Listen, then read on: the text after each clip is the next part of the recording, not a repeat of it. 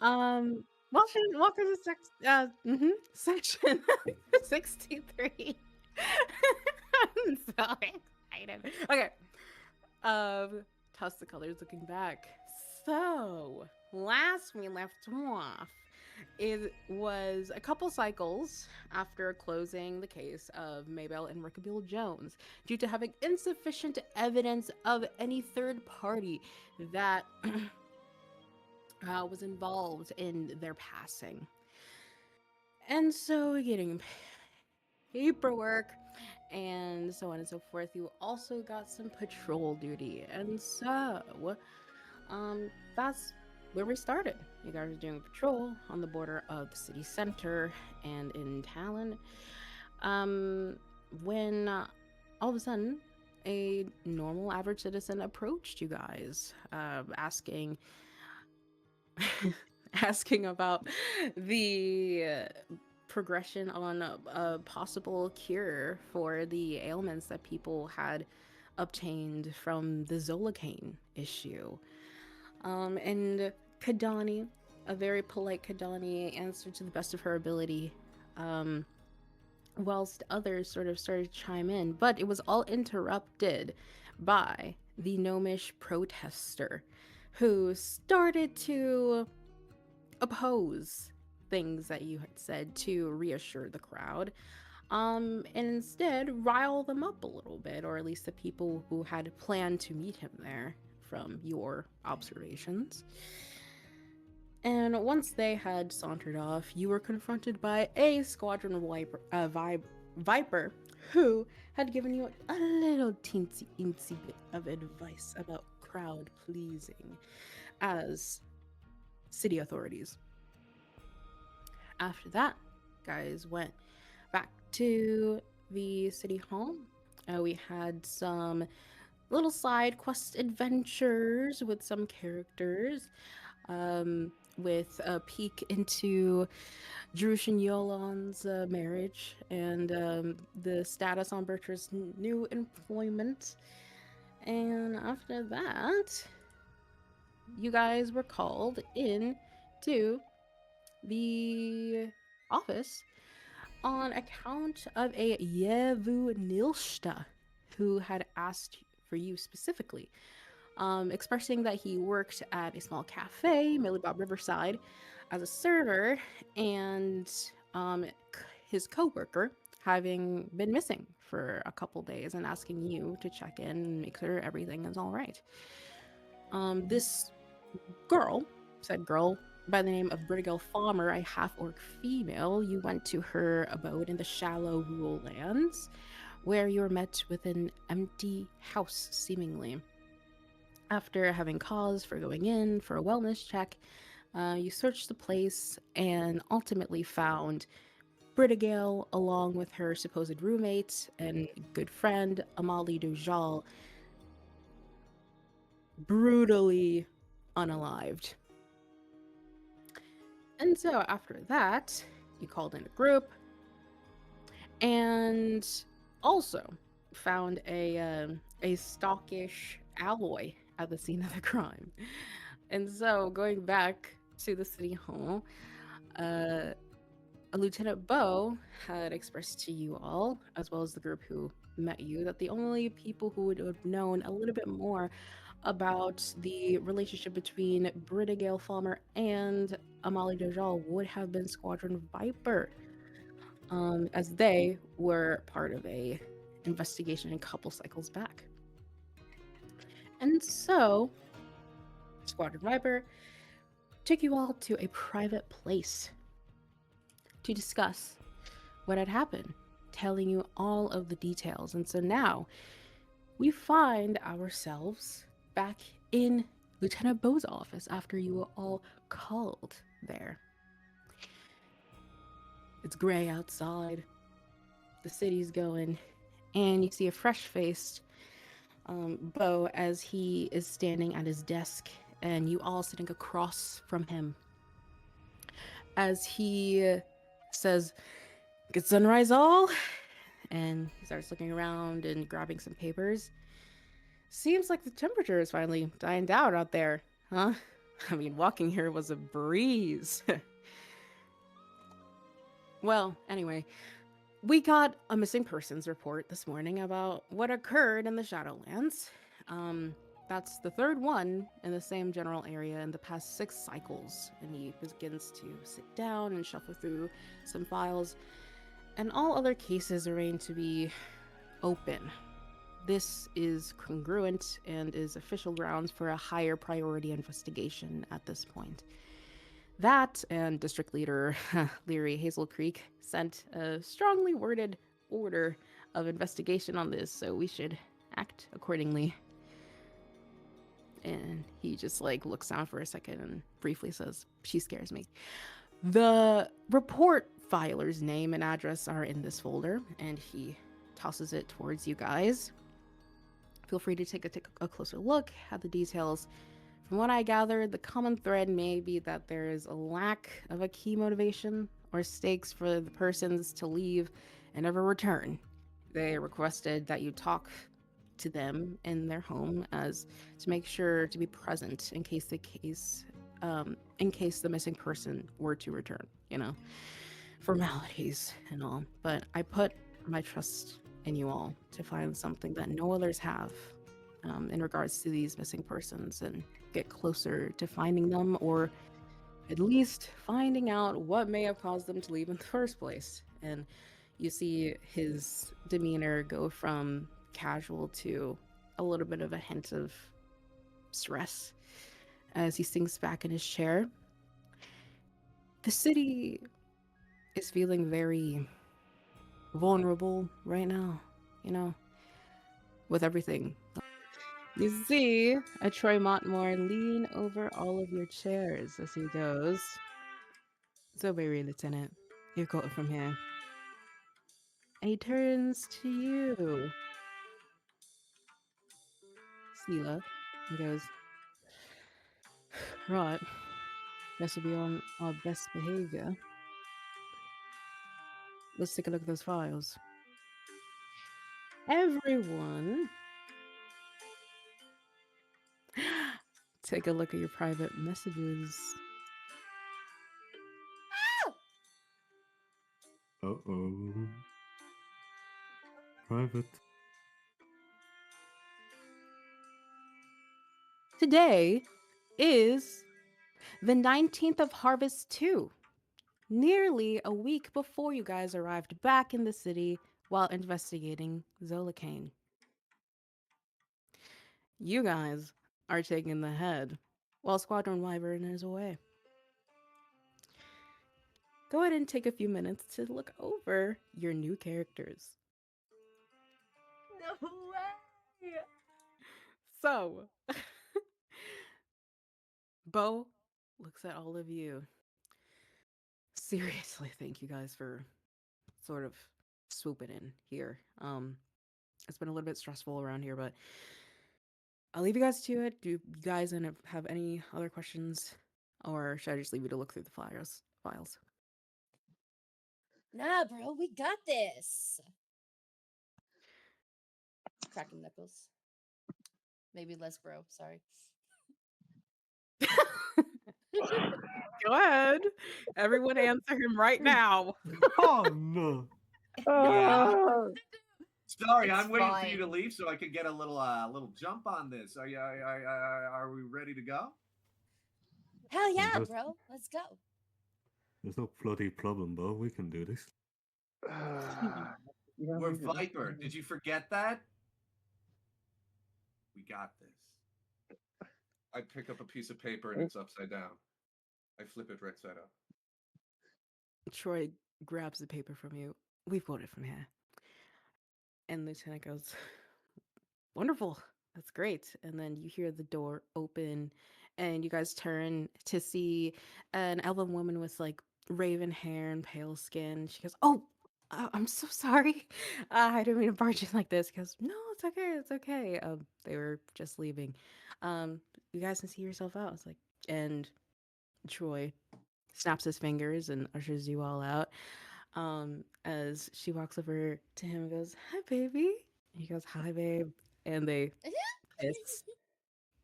And you guys leave the room.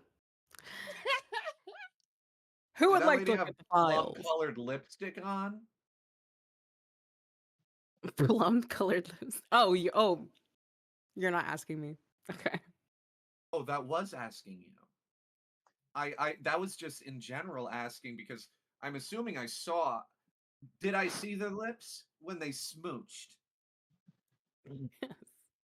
Was it plum?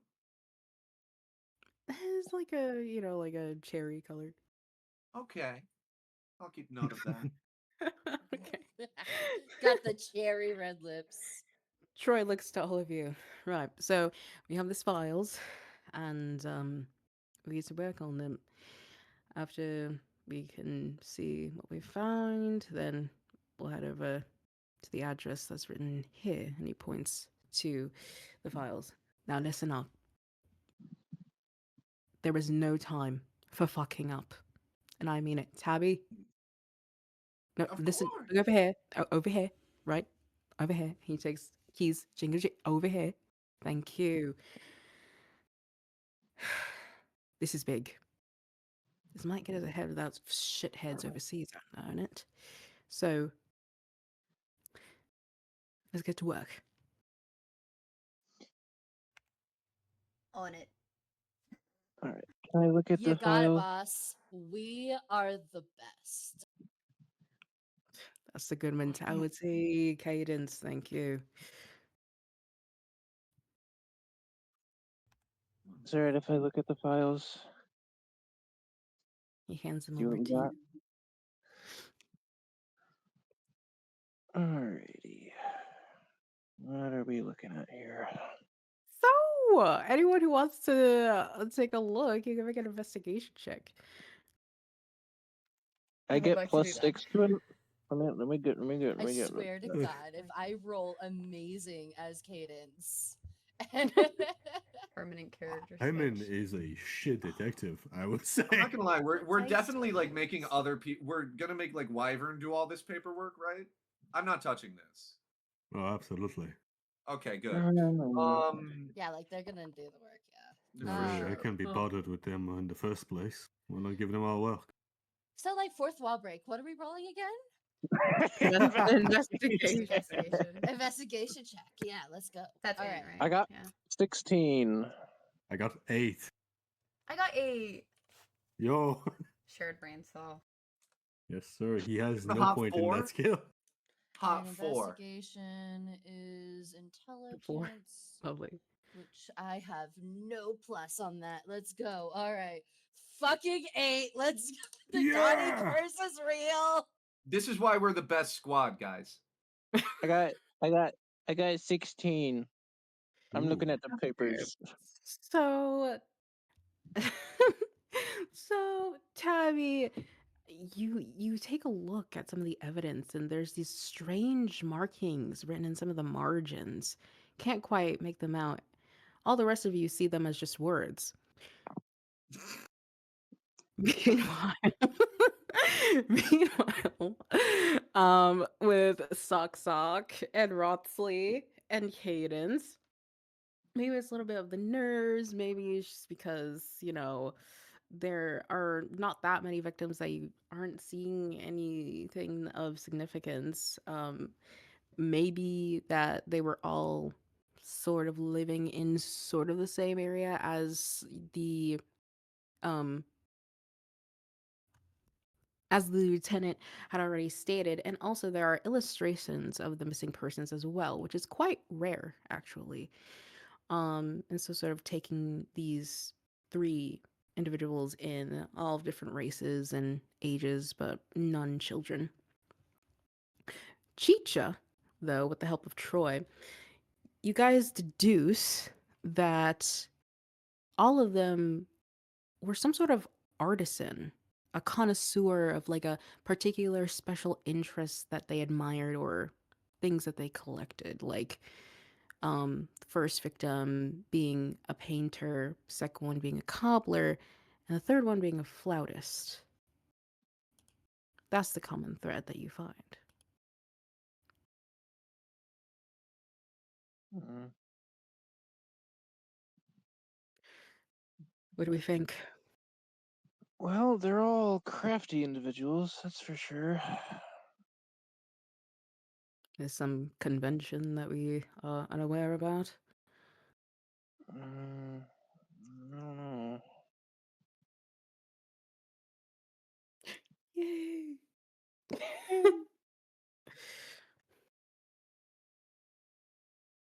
Personally, I haven't gone to a convention in a while. So, what are we talking about? That's a case. Sorry, what's this Tabby. one say? Okay, gotcha. The files. Anyone I else can have say for anything? certain. I can say for certain. It's just a bunch of jumble of world here. So far, all I can tell is that like all of their names start with a letter. Hmm. Well, obviously. Yeah, but like there's no other pattern that we can see here. Oh yeah, well, all of their names are names too. That's crazy. Oh my gosh. No, I seriously though, like And they're crafty in their arts. Am I the only one noticing there's no pictures here? It's there right are there, pictures Tabby. It's right right there. here. Oh, it's behind the weird squiggles. Okay, gotcha. Those are also letters. What are we missing? Shut Sven, up, why don't you Brandon! take a look at it?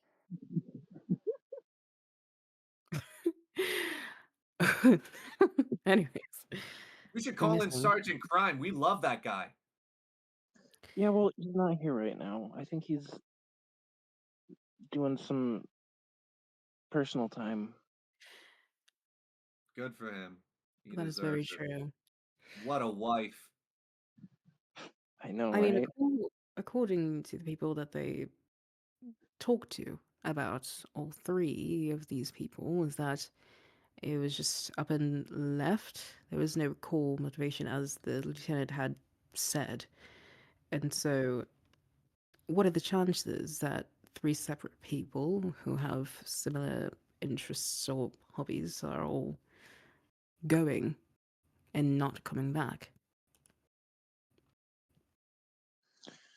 Maybe they got a letter from the people that they follow to see about like whatever they're crafty about. Yeah, Oh. right, like a convention or something. And he starts to walk down the stairs as you all follow him and walk out the doors of the city hall. And as you guys are walking, you're getting passive greetings, humble greetings to you all, like, hey guys, Tabby, Cadence, as you all walk by and show face a little bit. And you guys start walking towards the address.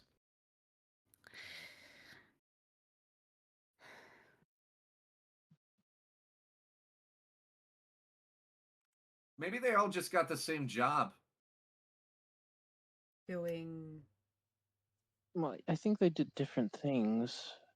I don't think Well, they were all the same profession.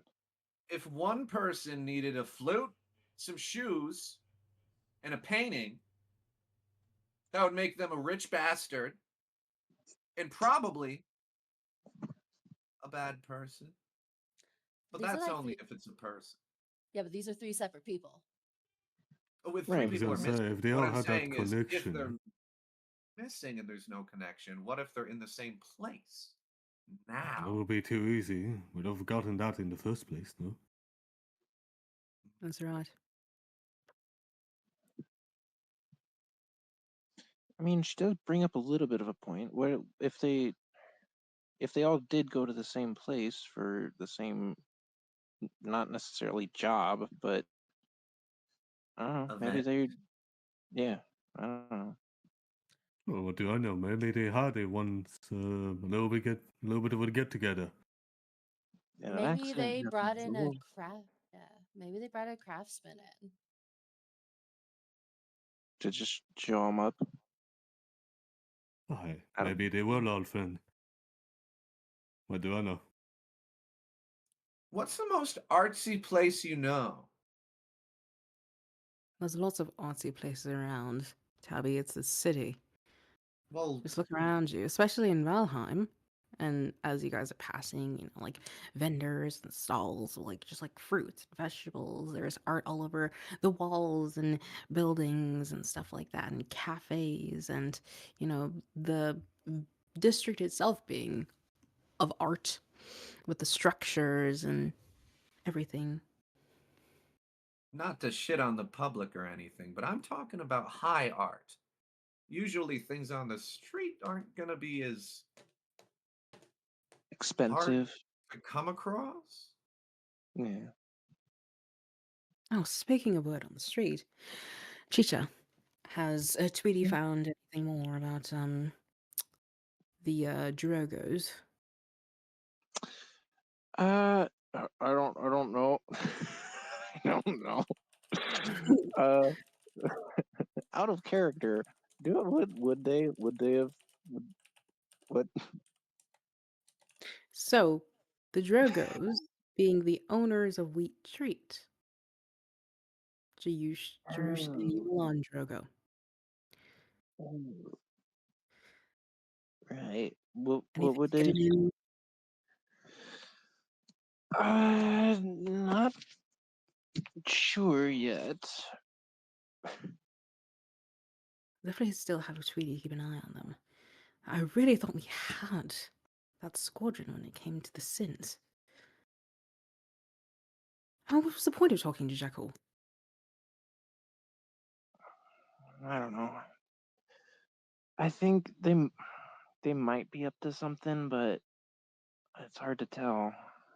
Obviously, because of everything that happened. They just weaseled their way out of trouble. It was stupid. It really was. I mean, don't get me wrong. I think at most I respect the mayor, but that decision I really thought we had them there. Hmm.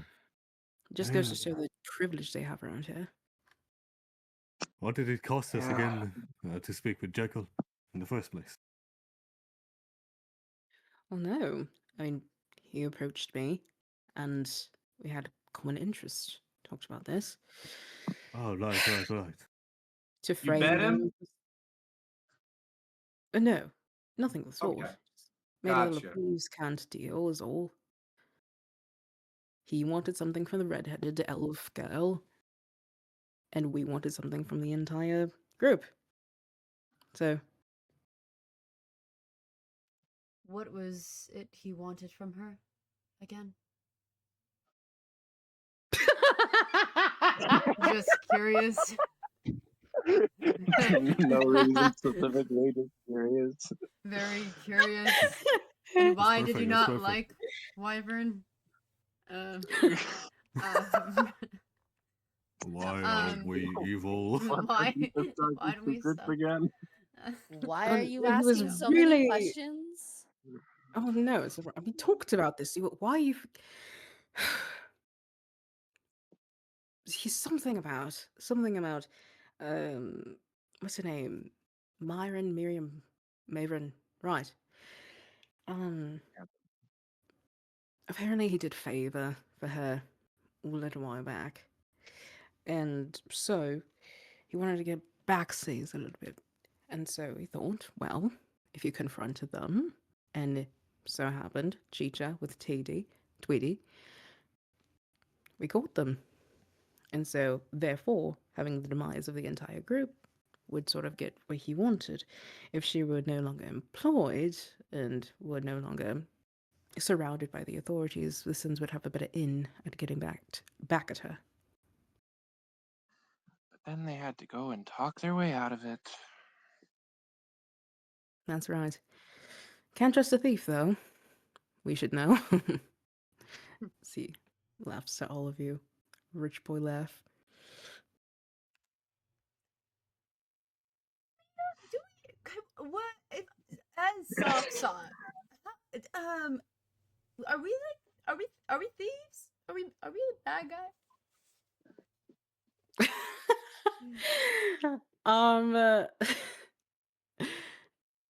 in the context, we're trying to steal Squadron Wyvern's jobs. Okay. All right. That kind of thief. Sure. We just know thieves can't. Okay. Cool.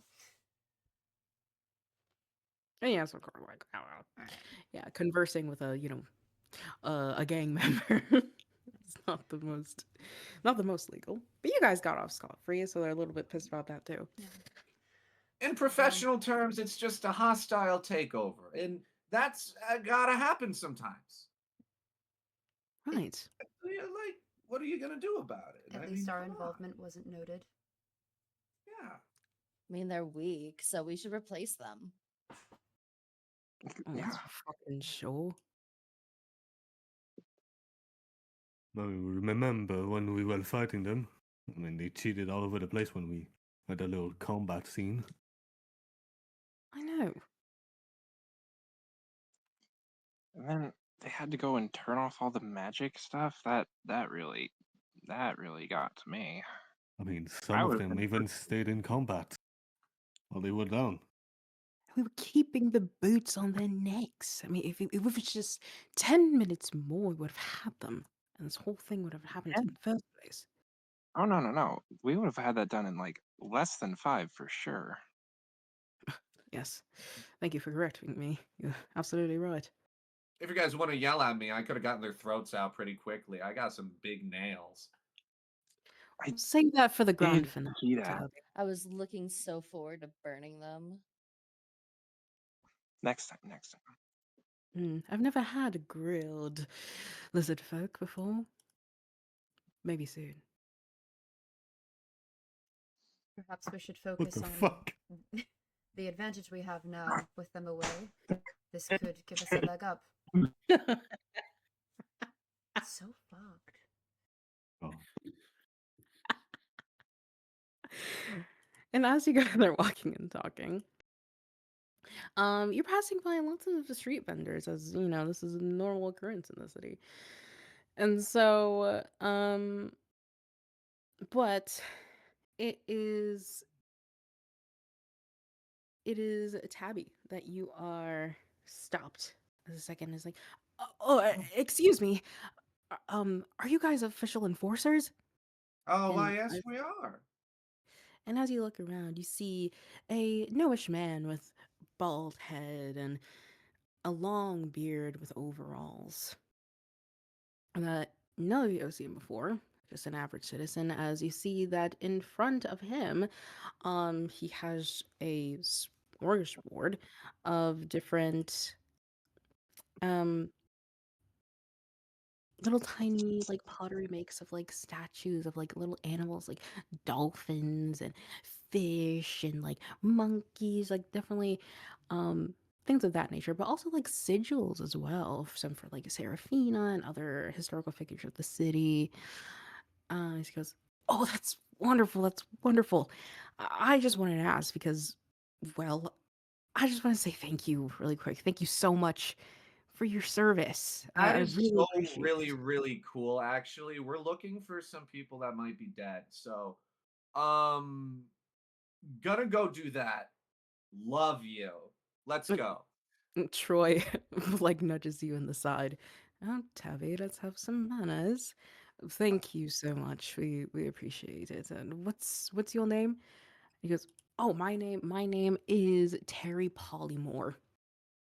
Terry, nice to meet you. Nice to meet you. He goes, yeah, I have a couple friends, a couple family members who uh, don't really like what you guys are doing up there, but hey, I think it's a heck of a job that you guys have been doing.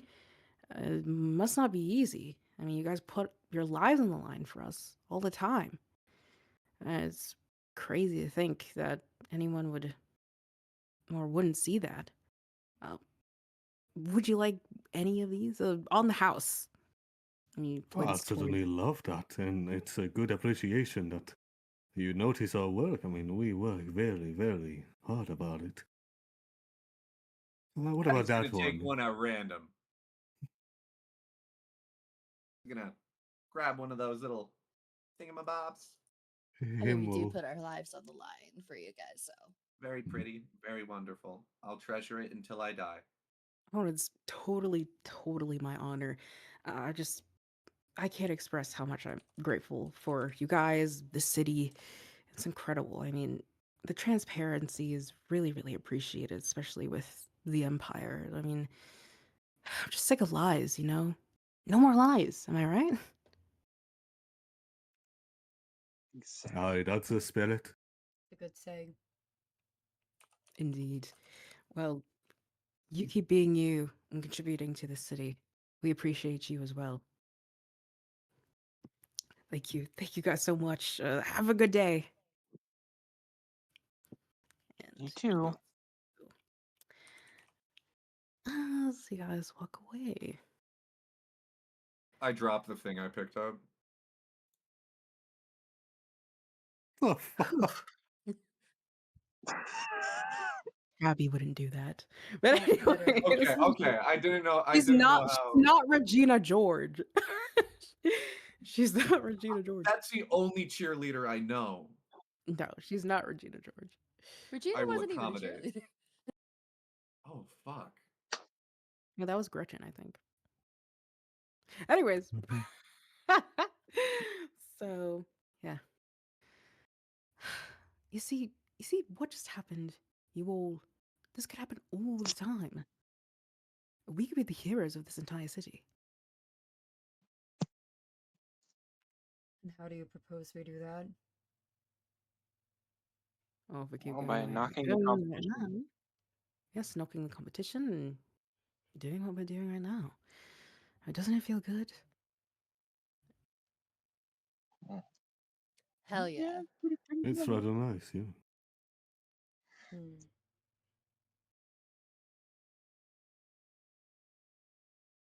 So, as you guys walk along, um, you guys go to the shallow lands of um Valheim, crossing over the bridge, and traveling east over the bridge to cross the famed river. Oh wait, no, sorry, wrong thing. Uh, um, you guys are met with the cottage. Very humble looking to all of your guys' view. I'm going to share the screen a bit. As you see a warm glow coming from it, it's very aesthetic with the overgrown, unkempt nature of it all. This tiny little pond that's right out front. And Troy leads you guys up to the front door and turns around and goes, right, let's not forget our training. We're professionals. And create a sense of relatability, as always. And As he always. turns back around, gives a little knock, knock, knock on the door. And you hear rushed footsteps from behind the door as you hear like a little clearing of the throat. And snatching open the door, you see a very young looking, half orcish woman, very young looking, with very dark green skin, pretty small underbite considering her ancestry, and this very long, dark hair. As you can see that in her eyes, her piercing yellow eyes are just a little bit puffy, and you can see her a little bit glassy as she's a little bit out of breath as well. Hello, are you the group that the city sent about my friend? Yes. Yes, that's who we are. Squadron Viper. At your Here to acquaintance. help. Oh, that's amazing. She goes, please come in. I can make tea. Do you guys like tea? I could go for some. Yeah, I like that a lot. Thank you. We would love some. Great. I'm so sorry. Sorry about the mess. I haven't had time to clean up. And please sit on the couch. And you guys head over. It's very nice and cozy in here. And it's not so much like dirty as it is just like a little bit discombobulated in this space. You see a pile of blankets that are on the sofa, as well as you assume that she was there. Um, as a fireplace is going, and you see a vase of flowers that's on the dining table with an empty plate of food. As you see her rush to the kitchen and then hear some clanking, and she goes, by the way, I don't know if they told you, but my name is Britigale Falmer. Who are you guys? Well, We're Squadron Viper. Tabby Fox. Katie. Nice to meet you. You stop with the saluting. That's Tabby's. The name's Hyman. Suck. I'm Chicha. It's nice to meet you. and I'll be a Troy Montefiore. Is everything all right? She goes, yes, everything's fine. I've just been, I just came back from work and the work was terrible and I feel really bad, because there's this boy there that, yeah, I know really, really likes me and I really, really like him, but I don't know how to approach it, that's not really, you know. Anyways, and you see her rush back into the living room. As you see, she has like a teapot, and it's like you could hear the rattling of the porcelain as her hands are shaking, and a metal tray with like tea cups, enough for each of you. And she sets it down on the table and starts pouring it. You can see her hands are trembling, and she starts passing around the tray. Here you go. Here you go. My, thank you. It's Amali's recipe, actually. Bloody delicious out there. I know it is. You see her like sit down and start crying a little bit.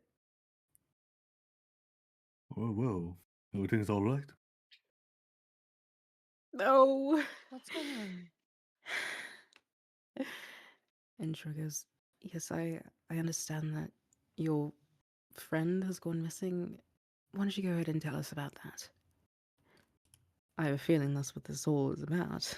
He jests a little bit. And she chuckles and grabs a little tiny piece of cloth from her sleeve.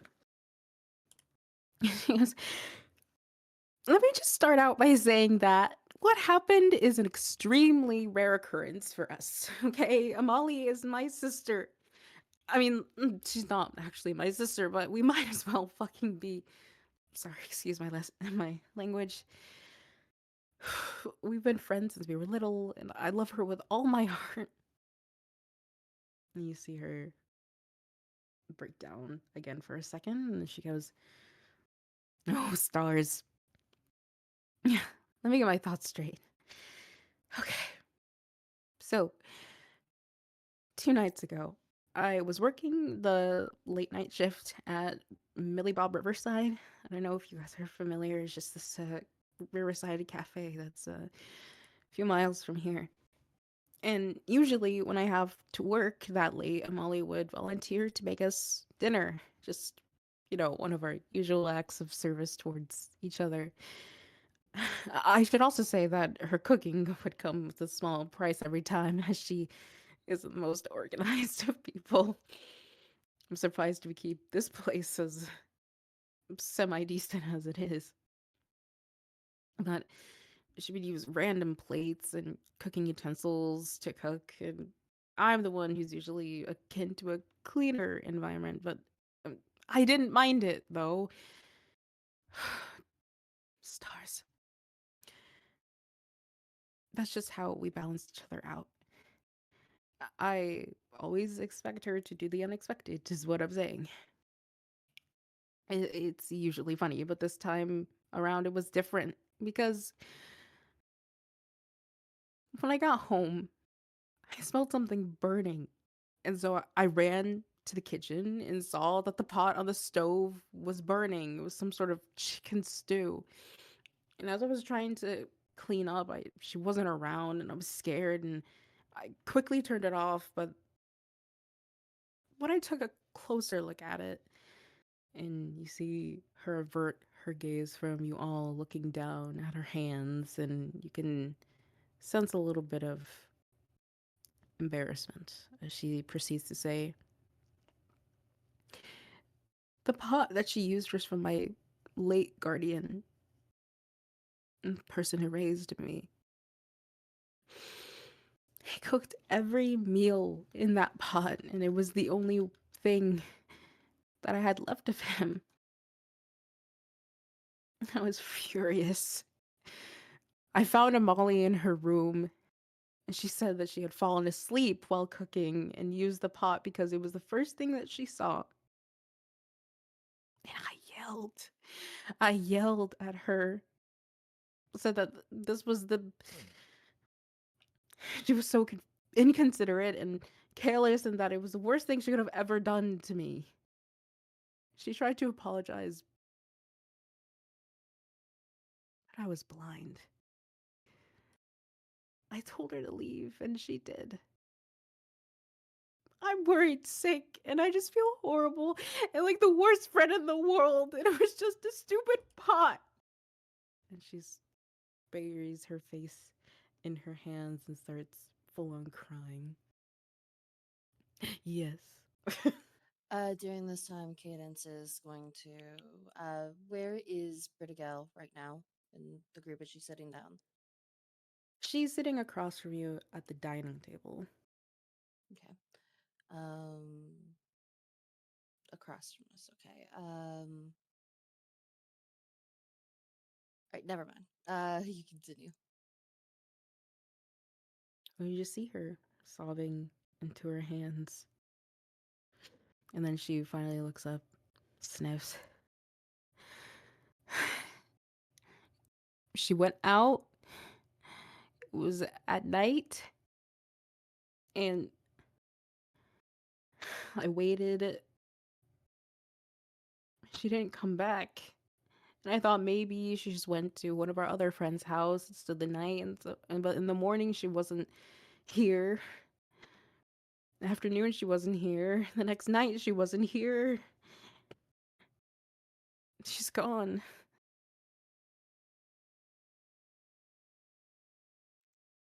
Where could she have gone? I don't know. She looks left and right for a second, and you see her thinking real hard as Troy proceeds to say, were there any places that she liked to go to cool off, do you know? Or any places that she just liked to frequent? Clear her mind?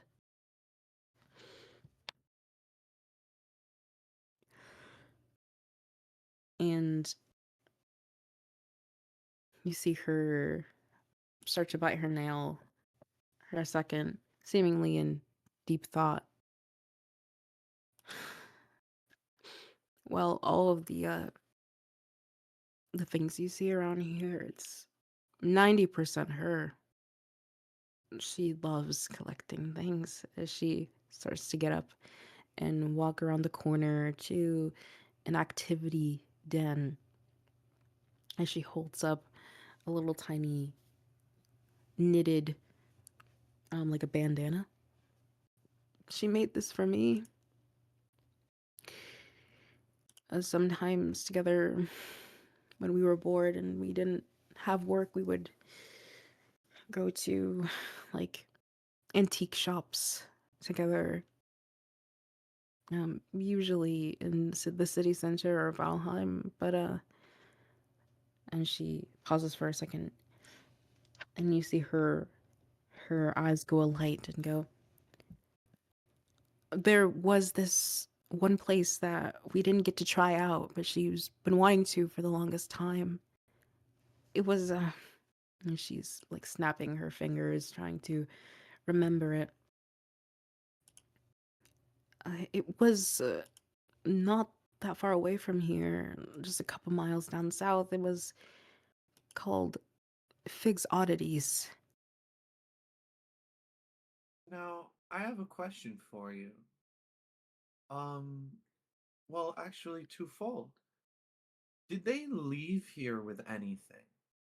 Because it seems like they've got a lot of things, and they seem to be a little bit hurried, I suppose, with you being slightly aggressive towards them. So, did you notice them take any money or any other commodities with them? Because maybe if we want to be optimistic here, we can assume there's a chance they might be going to this place to get you a new pot. I I'm not sure if she took any money, but I know she put on one of her favorite pairs of shoes, and Where'd she get she them? she got them from a boutique in Valheim. They're one of the popular ones at the moment for the season. And if you gotta walk, snooze shoes. That's what they're called. Wonderful. And they Do have you a know pretty what size she is? This is a little bit of a specific here, but if we find any footprints, if we find anything later down the line, it would be really helpful if we knew how big of a foot we're looking for. Oh no, 100%. And she's pretty petite. Of course, I know her shoe size. It's about a 6. Well, humanoid 6. I'll note that down. And she always loved to wear jewelry. We would always joke about how if we did anything physical, or like going on a walk together, she would be falling apart because her jewelry would fall off, like a ring or things of that nature.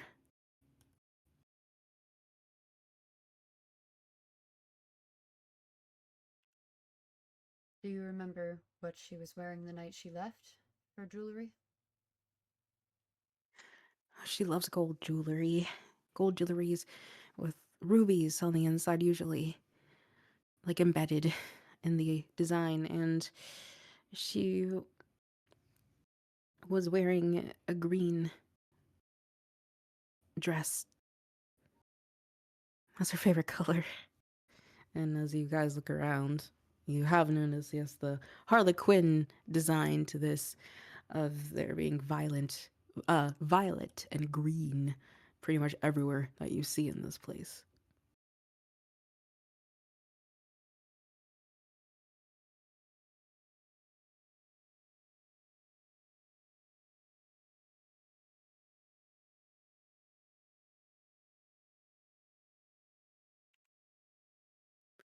Why are you all just staring at me? Oh, no worry. I'm just thinking a lot. Just taking notes. Just writing this down. Just writing this Yeah, down. exactly. I'm just any information But is good information for us. Well, perhaps we Okay. should start with Fig's Oddities. I think Fixed Oddities would be the best. And Cadence nods at her. We will go and we will find your friend. I'll be looking for shoes. Hey, thank you so much. Thank you for not thinking that I'm crazy. And she really is my world. I love her so much. She really is like a sister to me. Please find her. And Troy goes, "You don't need to worry. You've got the best of the best. We'll find her. We'll bring her home."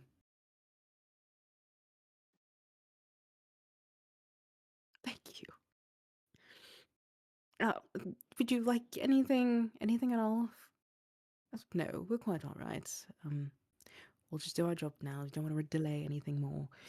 We'll see ourselves out. Why don't you go ahead and have another cup of tea, draw a bath, and try and relax. Your Mm. friend is in good hands. The only thing you need to worry about, and Cadence pat will reach over to pat her on like the arm, is just figure out what to do about the pot. We will take care of everything else. Thank you. I think I just threw it away that night. And sort of hard for me to look at it.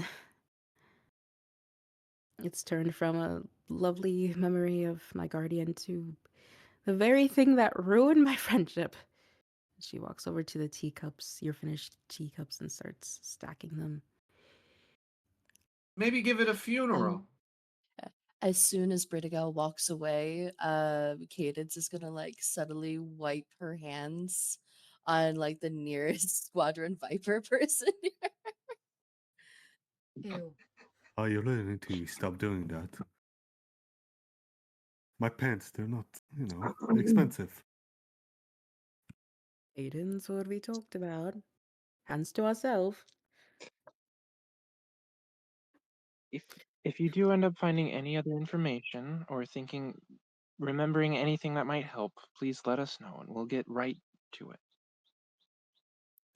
Oh, definitely will. And I'll be here. So, in case she comes back, is there any way I can contact course. you?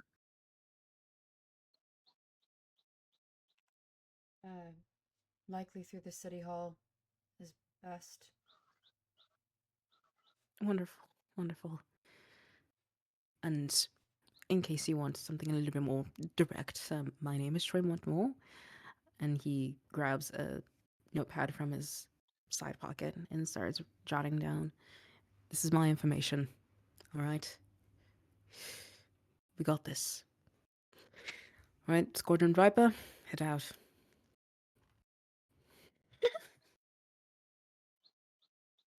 Was lovely to have a chat with you. No, not too flat. We'll have good news when we come back, I'm certain. Of course we will. Don't make promises. Can I get a pair of shoes while I'm out there questioning the guy? Hmm? I'm just whispering to Squad Viper here. We're gonna probably talk to that person that made the shoes, right? We might. We'll see. We'll get to that point when we get to that point. Let's get mean- out the door. Do enjoy your evening. Like I said, Joel bath, lavender works wonders. I promise you. And he pushes all of you out the door and closes it gently. Oh, you're not happy. I don't even know if you're. They make shoes for your type. I mean, you have a giant rabbit foot. Well, it would be a custom I heard that it was a good cobbler. I assume they would be the skillful type. Yeah, but would that be Oh, inconvenient to you? It doesn't. Focus. Okay, we're gonna figure this out. We're gonna figure it out. My It's gonna be customer great. service voice hurts my head. Oh my gosh. Okay. The thing about the shoes, I would agree, is a little bit irrelevant, just because snowshoes are incredibly popular at the moment. They all got it from the same manufacturer.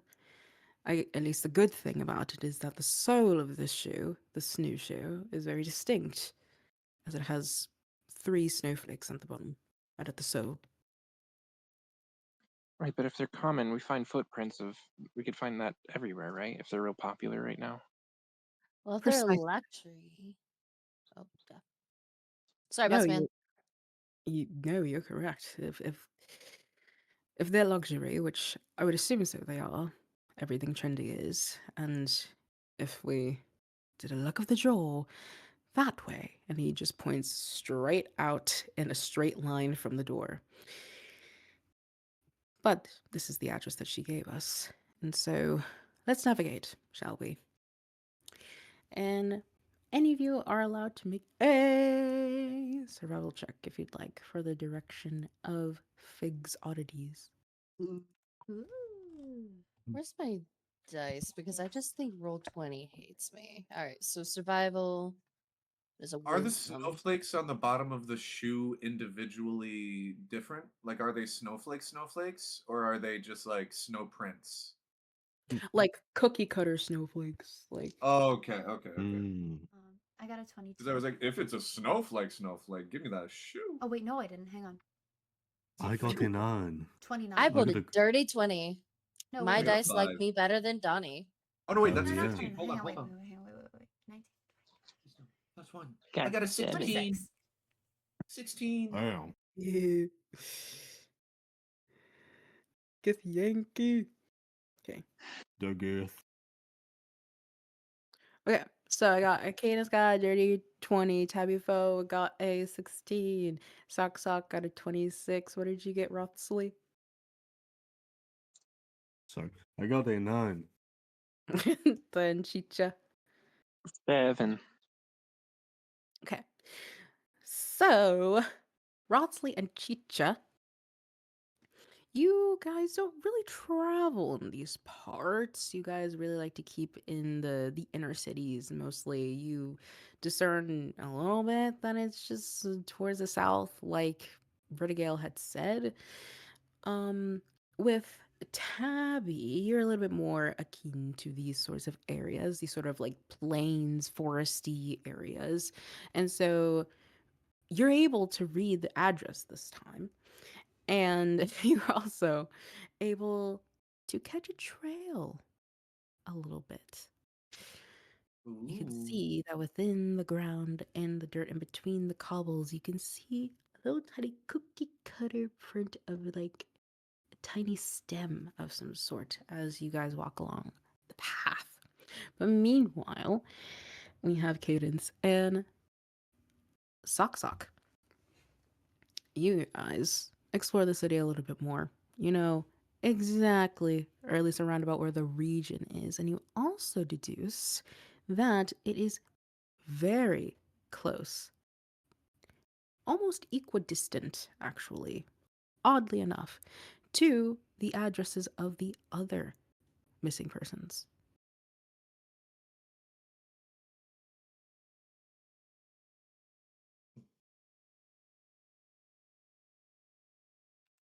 And you also notice, the prince as well as you guys travel. Well, that's not suspicious. Indeed. Print. Okay. Definitely seems to be involved in our case. Noticing. Are you all seeing the same things that we are?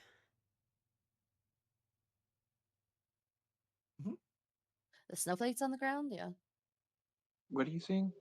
I'm not seeing it. Snowflakes on the ground, but also likely a connection between the missing persons. They're all equidistant from each other. The locations. Oh. Cadence is gonna like do a down here, and she'll point out where the snowflake is for Chicha. Oh, I see. Should we do the thing, the geometry, right? I don't know how triangles work. Just 3 points. If 3 points, equidistant, how do we find the one where they connect? Ah, you mean triangulate the position? That's it. Oh yeah. Ah, the one. Yeah. It's not a bad idea. I mean, Chicha, we have a you're able map? to do this. yeah, sure. Yeah, Do you're we the have a map? smart one. Math and everything, that's your gist. In some ways, yeah. Sock has the map. Ah, there we go, socks. Yes.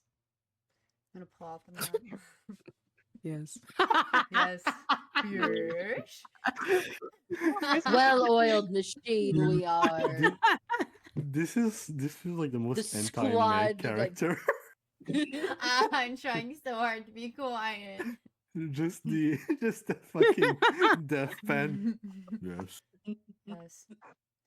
I am an actor, so clearly. Whatever. Once in a lifetime. Yeah, I'm gonna pull out the map and find like a flat surface, maybe like a, I don't know, a stump or something to put it on. And this is where we are. The other two locations. See? Troy goes as he looks a little bit closer, and he gets out a pen and hands it to you, Chicha.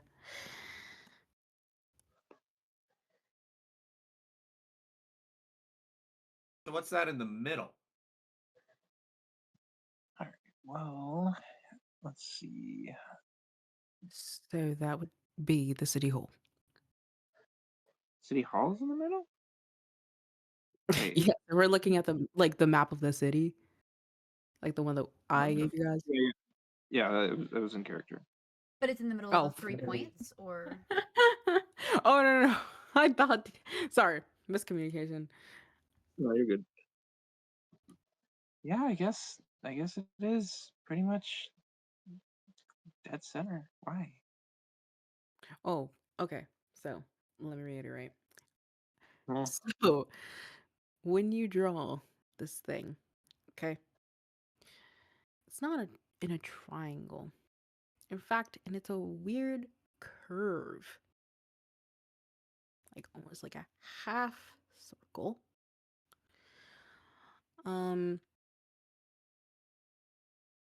And then including the house that you guys are at right now, it's Oh. sort of coming to a circle almost. Just like the houses are the borders of the circle. Like the house and where Figs Oddities is. so it's missing Anyone points smelling a here. big spell? No. Please don't be that. I really hope it's not that, right? We really don't want that. Can I Someone roll make any sort of Arcana. check? Yeah, can I do an Arcana check? Yeah, people can roll Arcana. Yeah. Okay. Just Oh, a this- chill goes down. Tabby Fox is back. All of the hair goes up. Yeah, no, it can't be that. It wouldn't be that. You know what? I'm gonna roll 2. I If don't- that's okay. It would be a massive spell. That would be a huge spell. That would be insanely large. And I have. that's scary. And I don't know how to think about that, actually. What did you say? I have proficiency in Arcana, and I rolled a fucking 8. Oh, I got It's a okay, 24. It's fine. We'll figure I it got out. a 17. That's Hyman. Why do I roll better? as Whatever. Sock than as me? 6 plus like 3, I think. Yeah, no, that's 6, 9. 9. 6. 9. Oh, wait. Arcana not. Meg, for some reason- inappropriate. What did you get? 24. Okay. 24. You harsh my vibe, bro. I love you. Hmm. So, Brandon, what'd you get again? Huh? What'd you get again? That's wrong. 13. 17. Right. Sure. So, Cadence, you don't deal in this magic. You're not a ritual person. You're a see things and do things type of caster. Okay? Chicha, similar sentiments. You work with objects and things.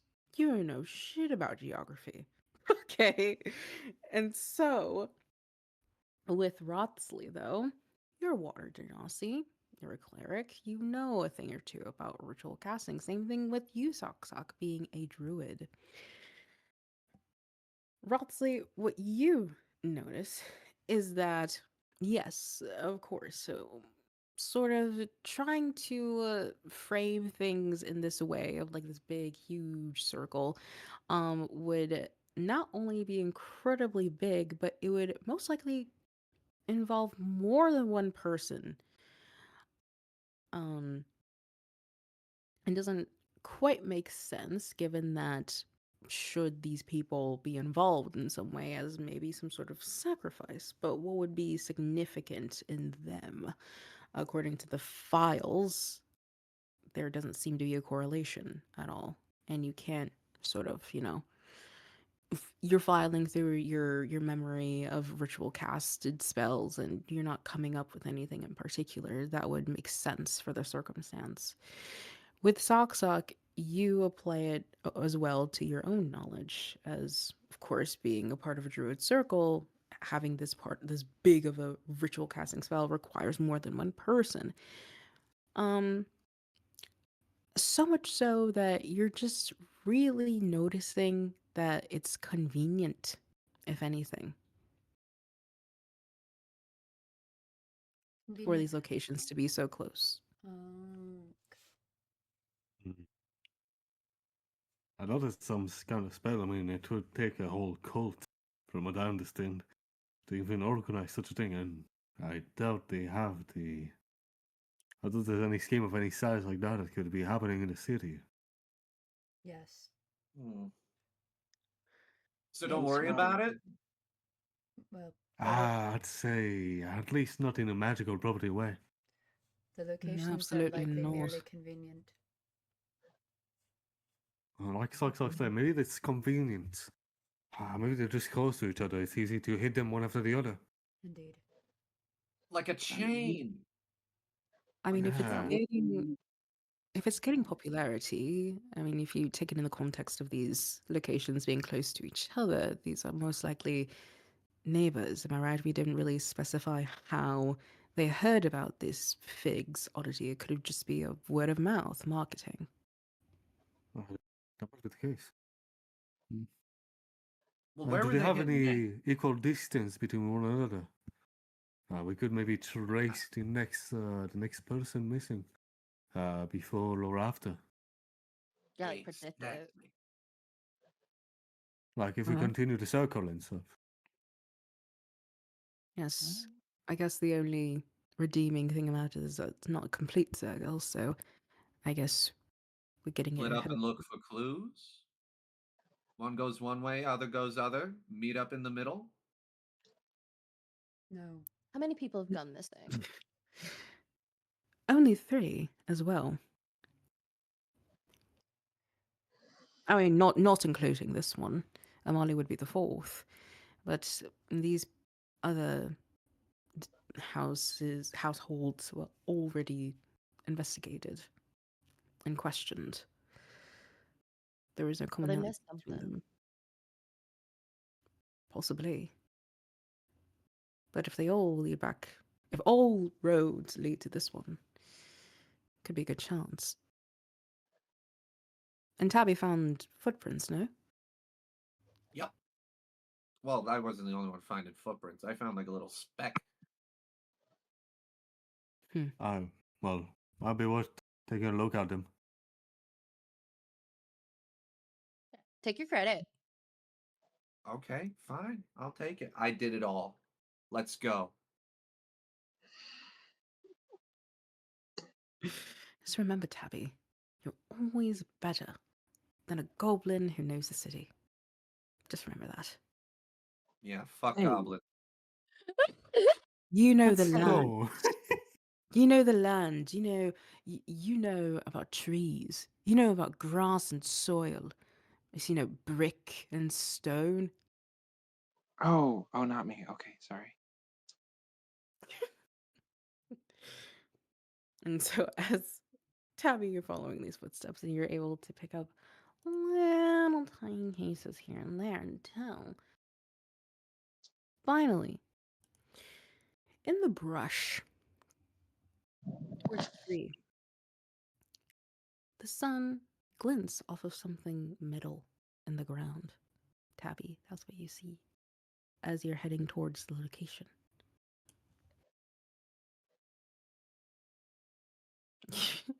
Is it red or gold? What's shining? I see something shiny.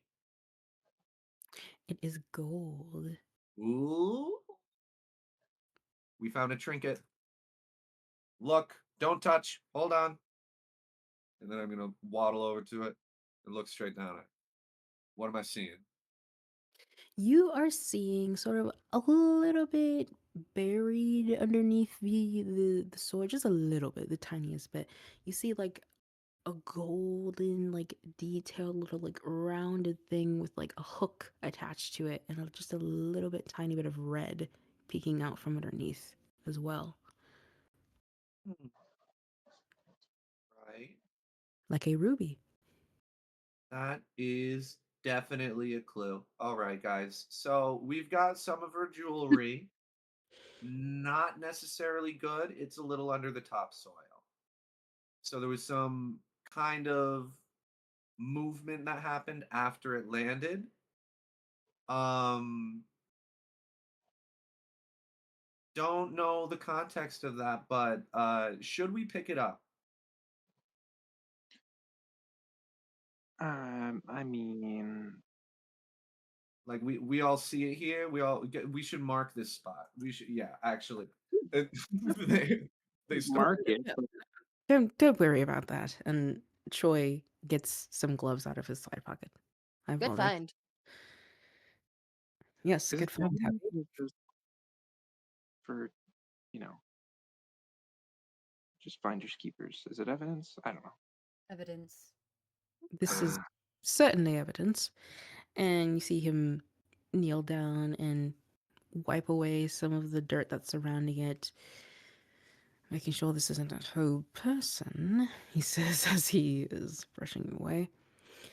Seems just this. And he picks it up, and it is a dangling earring about this long, golden with rubies all throughout as it's dirtied. And he takes out an empty pouch and drops it in. Aligns with what Britigale said. We're on the right path. Who wears their jewelry to just fall off when they walk? Like, this is just I a know. simple city walk. Who knows?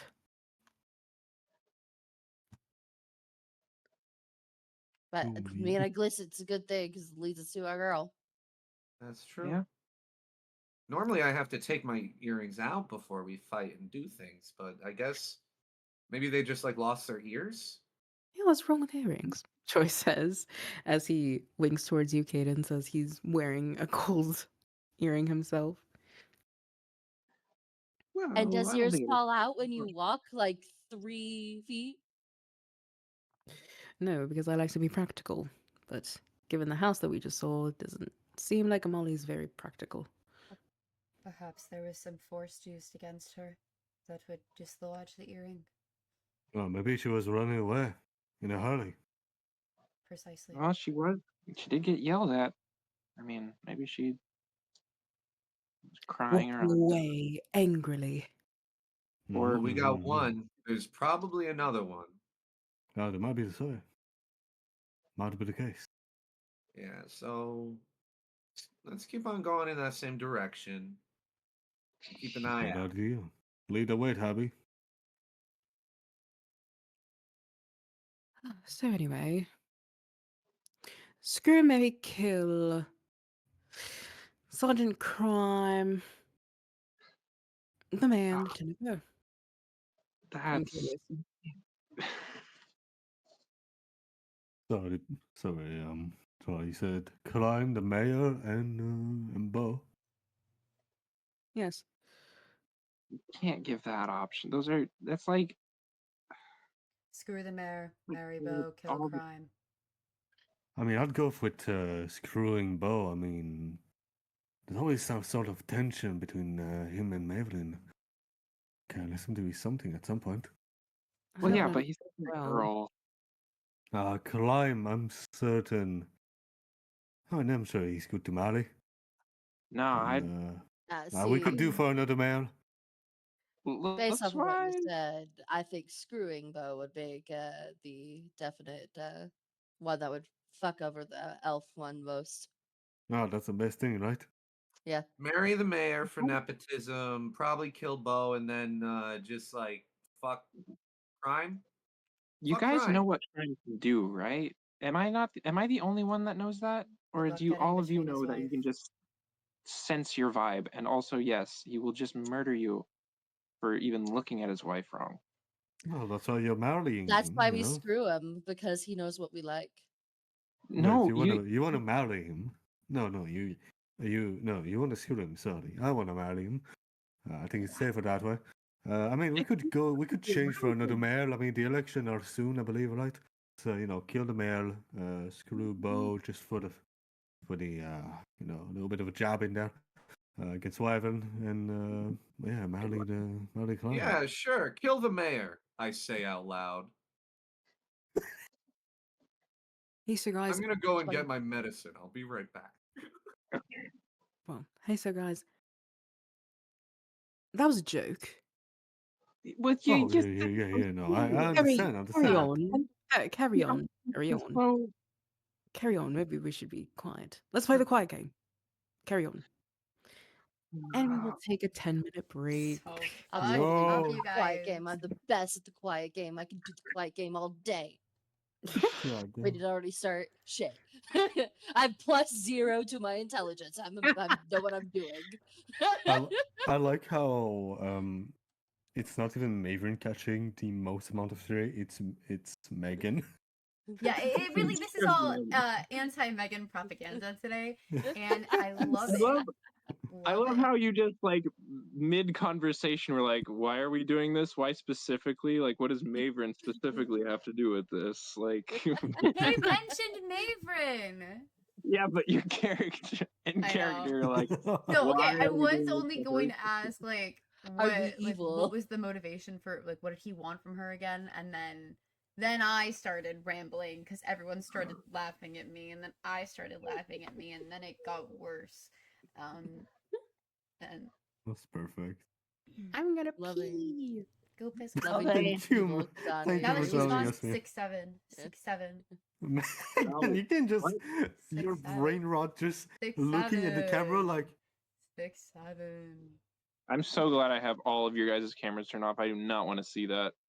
dude. Dawson, you Megan can literally imagine it. just No, fucking juggling balls. I Okay. swear. vomit. Squadron Viper! Yes! Round of applause. As you continue to follow the route that you guys were on towards Fig's Oddities. And so, traveling through, you see like an occasional carriage, wagon being pulled by some sort of animal, and like the humble, sort of lower class, average citizen as you travel by. And a lot of you actually have not really traveled in this part of the city. Despite only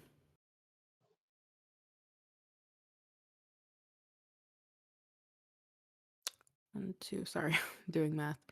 4 out of the 6 of you being native to the city. And so maybe some of you have some appreciation towards how vast this metropolis truly is. The only 2 people who are not originally from here would be Tabby and Sock Sock. Everyone else was born here.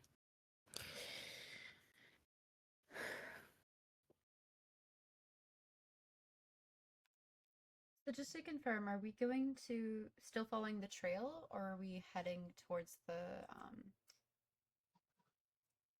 From what I what's that place? understood, we Fix were. trail, right? Yeah. Okay.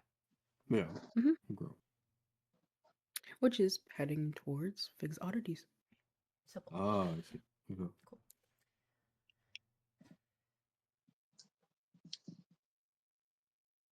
What's your favorite thing to do in the city?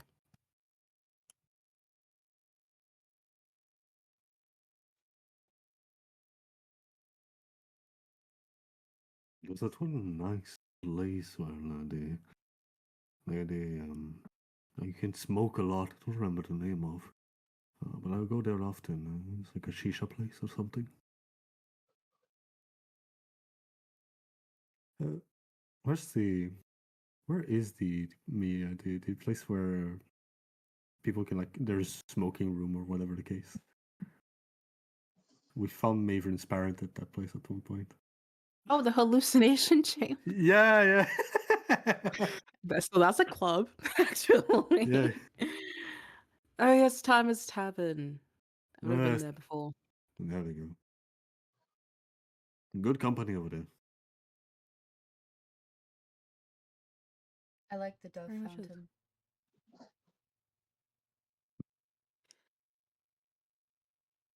Me too. You know, I really like Happy Harpies. That place is fun. Mm. Happy that's a place with children. Yeah, I was gonna say. Well, it's the only place that's kind of safe here. Huh? I don't think it's just comparison? in general. I mean, Happy Harpies is rated pretty highly. I personally, I really like going over to Roots. You don't Roots know is- my life. What if I were to have a nephew of some sort? Do you have Do you a have a nephew of nephew some of some sort? sort? I like Happy Harpies. Insight check. Inside check, inside check. Yes. Yes, you did, Happy. You do like Happy Hobbies. I do. What about you, Troy? It's the only place with good chocolate milk. Okay, I said it.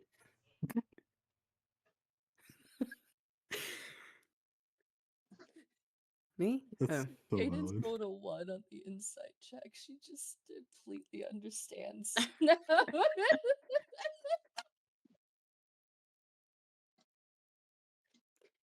Me? Oh. Nothing of significance, really. I just. Oh, come on, mate. I mean, we've all grown here for the most part. I gotta have something of interest that you like. Wheat treat. No. You a little bit of reading. I mean, you dress well. You have a lot of jewelry. I mean, Come on, man. come on. You There can't- has to be No, something. go up and get some. Say it. Is now that you see Troy as he contemplates a bit and he sort of goes somewhere. You can see for just a split second, but to him, as you guys are encouraging him to speak, he starts to see rope and the sound of it snapping and the cheering of crowds. Dark skies. As he looks left and right, seeing humans dressed in emerald green and black, with tears in his own eyes, as his parents hang from a tree.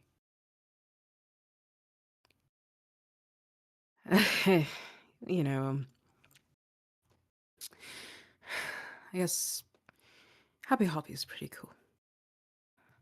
I take back my statement. High five.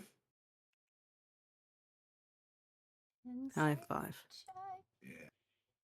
I can't say no to chocolate milk. I prefer strawberry though, but you know, that's just me. You can do an inside check, sock, if you like. Please Can I don't make tell one me that too? we're gonna have a team bonding session at Happy Harpies. No. No. Squad Viper goes to Happy Harpies. 12. I guess that'd be one way to like have our image as a family friendly squadron. Unlike half the people over in Wyvern. Hyman got a 1 initial on his insight check. It sucks, suck it. What did I say? 12? 12. You notice the hesitancy and the distant look that he had before he answered a couple seconds later. But you also sort of remember Troy sneaking out. and a couple times him mentioning um, going to the border at night.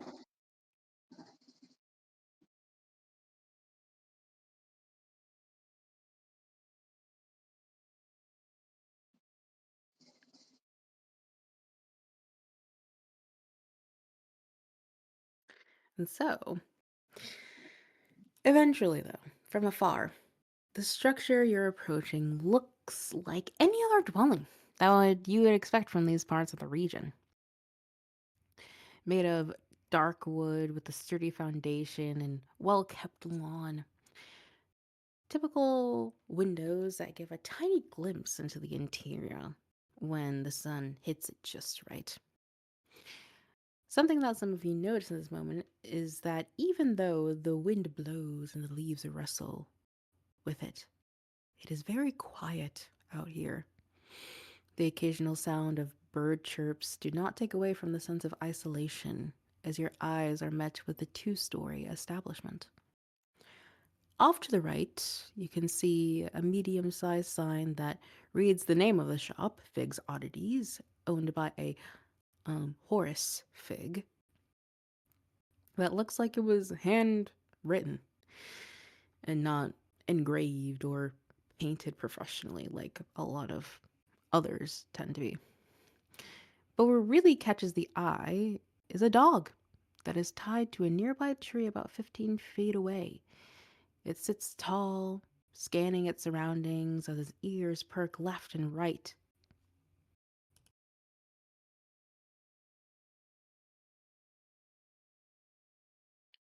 Okay. Interesting.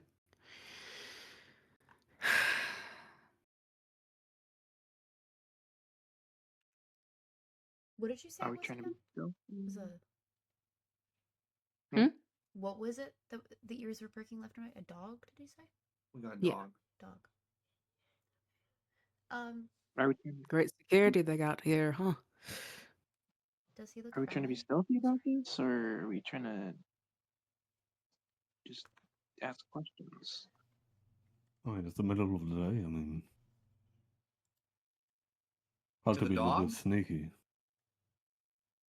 Questioning the dog? No, unless you can talk to the dog.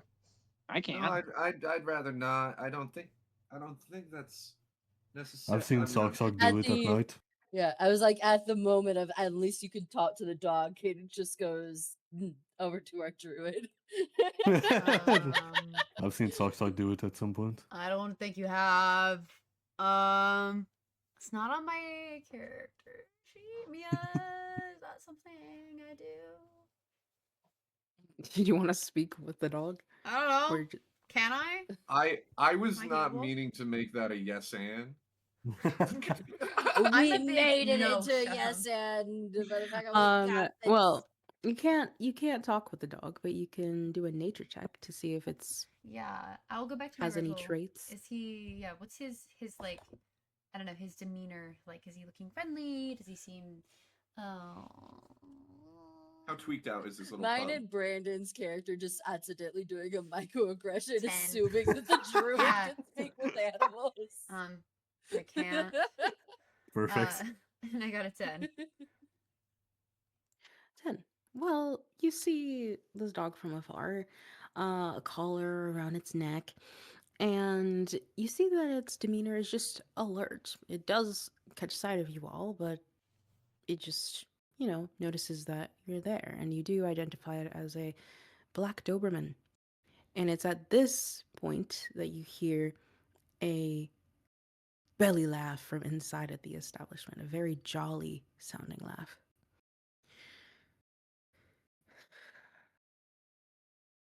As the Prince of Stealth himself, I say we just carry ourselves with pride. No need to be afraid. It's just a shop. As he walks towards the door. We could take a dog.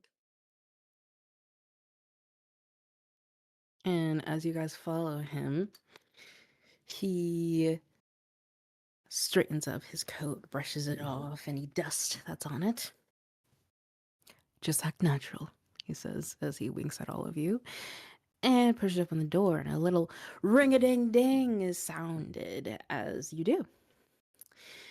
Walking inside, you are met with the signature smell of worn down cloth, withered cloth, leather, and aged wood. Just like that signature smell of like materials that were left in a basement and gathered mold and dust mixed with the supposed attempt at masking it with a fresher floral fragrance.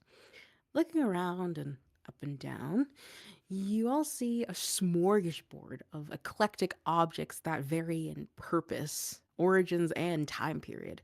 There are tables and tables of old jewelry and old timey house appliances like dishware and chore assistants, like, washboards and clothesline, shelves of books with spines that are rubbed away and peeling off at the seams, placed next to taxidermy small critters like otters and foxes and squirrels, racks of patterned and colorful handmade clothing, quilts and tablecloths and blankets. The sporadic pieces of old furniture with price tags and bicycles, baskets, old children's toys, rusted and decorated pieces of armor, and various glass cased weapons as well, like hanged paintings of beautiful scenery to haunted looking portraits of random people you've never seen before, and stone statues in dynamic poses, and head to toe armored mannequins placed against the walls here and there. Just there's a lot happening here. And looking up, you can see old flags and banners and, string lights of varying countries and provinces from around the world, as well as a second floor that seems to have even more antiques and random junk. And let me go ahead and do a scene change. Concepts. These are concepts, people. The concept. These are concepts. Concept. Okay. Ooh, ooh, pretty. I'll take a screenshot and dropping in the chat for Very you, Dawson. 1 second. cool. Very nice. So it's a shop of antiquity and like a bazaar kind of, right? Yes, and it's Yeah. way busier than this, but this is the Yeah, vibe. yeah. It's a, what do you call it? An English flea market or something? Curio shop. Like a thrift store, Yeah, like yeah. Old And- What's a vintage. shot that earring is dear?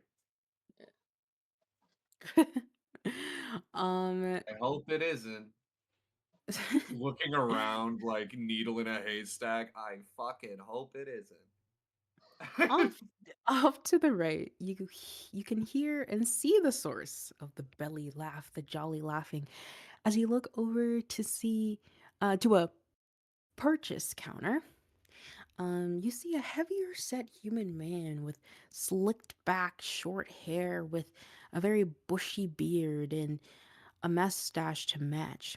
He's wearing a very, very colorful and tacky looking suit, to be quite frank, that has a patterned gold detailing all throughout. His mouth jostles up and down as he continues to laugh, and I'll go ahead and, oh, excuse me, send what he looks like in the concept art here in just 1 second. 1 second, you guys, 1 second. Help. Okay, We got this. You got it. Believe in you. go. I will point out the irony that the rogue of the team also has that parent. Very nice. Womp womp. That's what he looks Oh, like. that's a jolly man. Jesus Christ. And that's Santa Claus. I love him. Hey! This You man see his means mouth business. jostle up and down as he continues to laugh, standing across a very tall and pale green orcish man with graying hair, as they both watch a small child with free-flowing brown hair, fair skin, and tiny horns atop his head as he haphazardly plucks and strums away at a miniature lyre. That's it, my boy. Wow. Seems like you have a bard on your hands, sir. As he leans over the counter to this orcish man who is just shaking his head and smiling an admiration at this little tiny boy. that that is the goal, as I gathered. Isn't that right, Damien? That's right. I plan to travel the whole entire world. Well, you should do it with that lyre then. This jolly man says. That lyre traces back over 100 years. Refurbished it myself. I got it from a lowly traveler who came from overseas. I believe its origins is North Sodden. I don't know what any of that means. Damon says. No, worry, Damien. It's valuable, is what he's saying, the orcish man says. So, good sir, this man turns over to the orcish man. Ah, yes, I know the dealings in exchange. What is your price for it? As the orcish man reaches for a pouch. And you see the little boy catches you all, and this human man looks over and goes, "Ah, yes, welcome in. Sorry about that. Please feel free to look around. My name is Horace Fig. I'll be right with you." And Damien continues, at least you gather that's the boy's name, whoever this is, begins to strum haphazardly, sort of a little bit irritating to the ears. But you see he's having fun. So That kid can play for shit.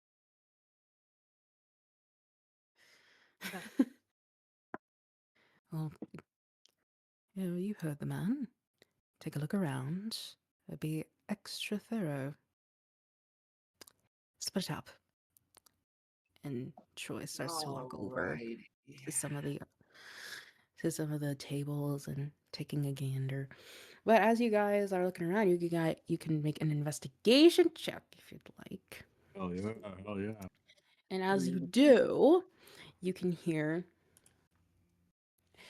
Horace. Now you know this is the human man's name.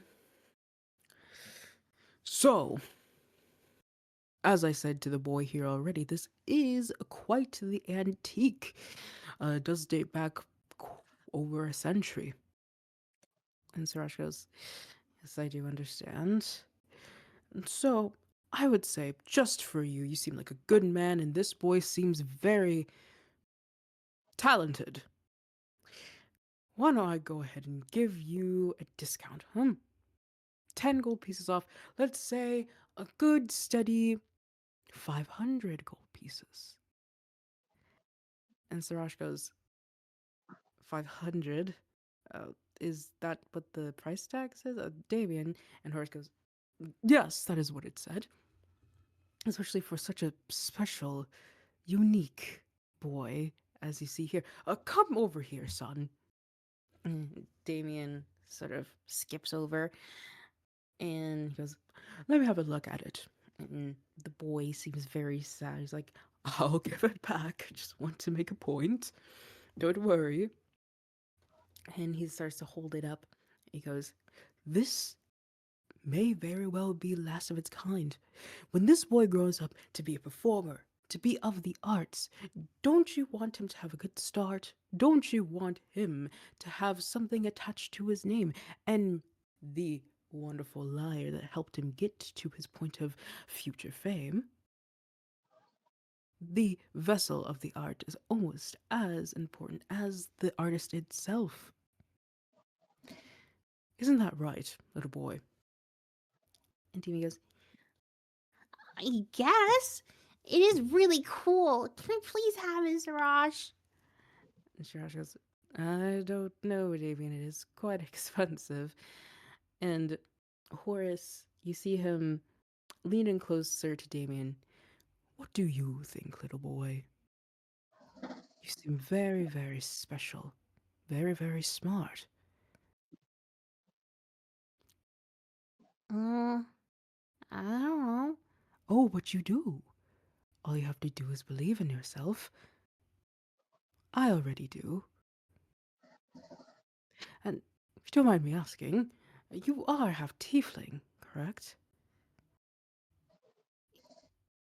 And Sarash like grabs Damien's hand. He is, but how about this?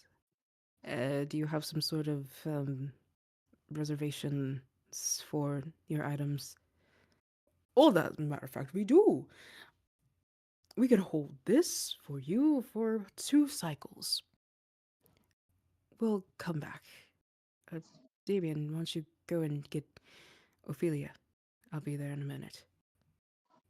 Okay. You see the little boy pass by you all and give you little smiles as he gets out. And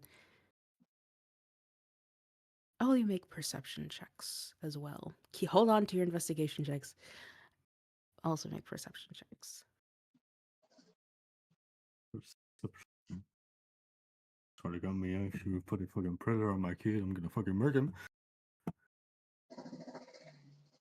Fucking murk him. Man, What why is it that we're rolling now? I needed to write my investigation down because I wanted to celebrate. What was it? Perception. Perception. Perception. And that is wisdom. 17. That is 12. 10. 15. Okay, with the exception of Rothsley and Chicha, all the rest of you just see Horace and Sarash sort of get a little bit quieter in their exchange as you see Sarash leans on the counter towards Horace casually. But Rothsley and Chicha, you're a little bit closer, perking your ears up a little bit more as you hear Sarash go, "For the boy, I wanted to put it on layaway, if you will. But we have no intention of coming back here. Now, I would suggest that you have a little bit of a mental check before you go around and preying upon the little ones." Huh? And you see Horace just smile and nod and go, "It was great doing business with you, sir." And you then see the orcish man, tall and proud and brooding with a little bit of a dark cloud behind him as he leaves. "Come on, Damien. Going home," you hear from outside.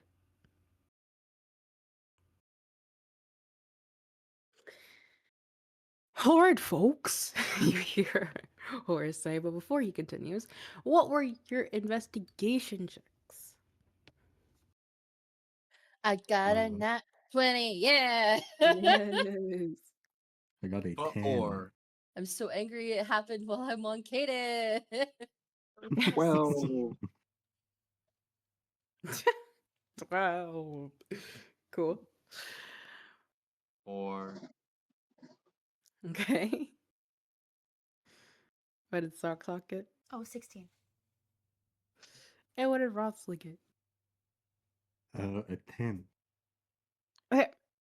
So, Tabby, you're maybe a little overstimulated with this place. There's so many cool things, so many shiny things, so many old things, so many weird things, so many interesting things. With we have a 12 and one. So with Rodsley and Chicha, maybe you're a little bit distracted with listening in on the conversation that happened between Horace and Siraj. But you are looking around in the clothes section in particular.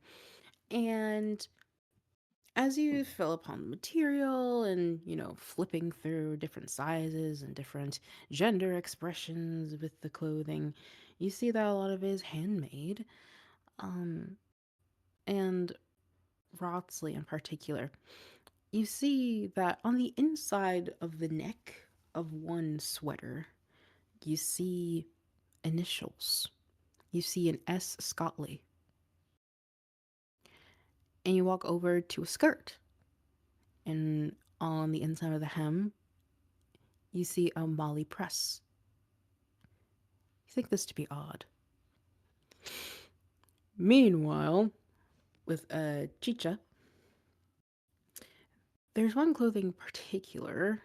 There is a scarf that you can see and a stain on it, which is not completely uncommon with these sorts of stores. These are often, exchanged or traded or hand-me-downs. But you've seen enough wounds to know that this is dried blood. With Sock, my bad. What did you see again? What did you get again? 16. Ah, there we go. 16. And also, I guess I will tag Cadence in this.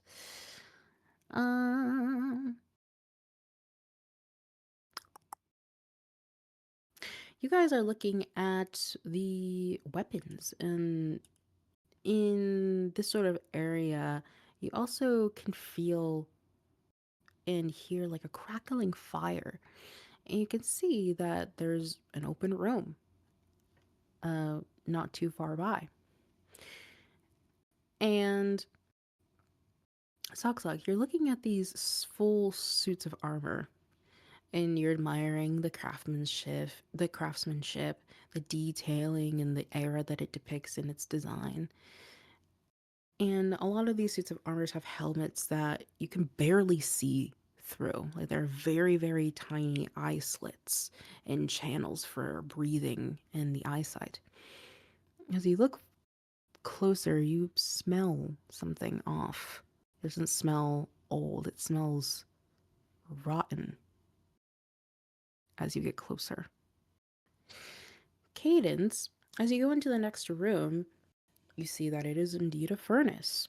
And you see all different types of like unfinished projects laden around. You can gather that this is some sort of refurbishing room that he uses for the items that he gets. As you see like a huge pile of probably rejected items that are too broken or not valuable. And you see ashes sort of in front of the crackling fire. And you're like, okay, probably burn some things. Then you see a lump in the ashes. And yes, go ahead. So she sees something with the lamp. You can continue, but there is something I think that Cadence is going to want to do. Yes, you see a lump in the ashes. And you look behind you and see that Horace has started to make his rounds to everybody else. But you take your hand and you brush and poke at the lump. And even though it's ashy, you can see what seems to be a tiny, hard piece of something. Sort of shaped like a very soft hourglass almost. And then as you keep sifting, you see a tooth. As you keep sifting, you see what seems to be, excuse me, what seems to be part of a finger bone.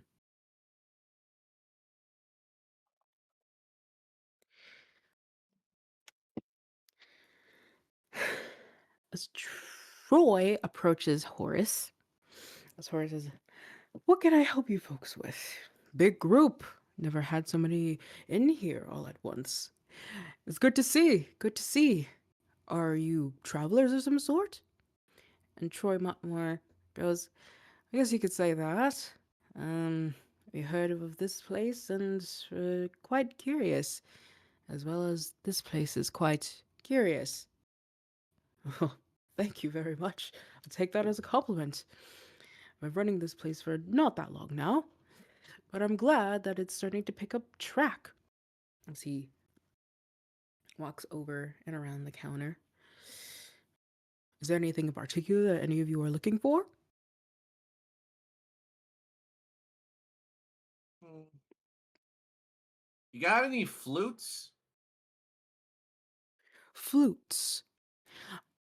You know, I just acquired a flute a couple cycles ago, actually. I think I have it in one of my storages. I'll be back in just one second if you'd like to look at it. Right. Yeah. Okay. I'm gonna just look at this globe. And then they just look at the globe that opens into the alcohol. Mia. Mm-hmm. Well, I've got kind of a two-parter. One, the rotten smell that I smelled, is that more of like a rotten meat, or is that more of like a rotten plant material? Can I distinguish it? Can't tell. Can't tell. Okay. And two, I'll say to Horace, I'm looking for jewelry.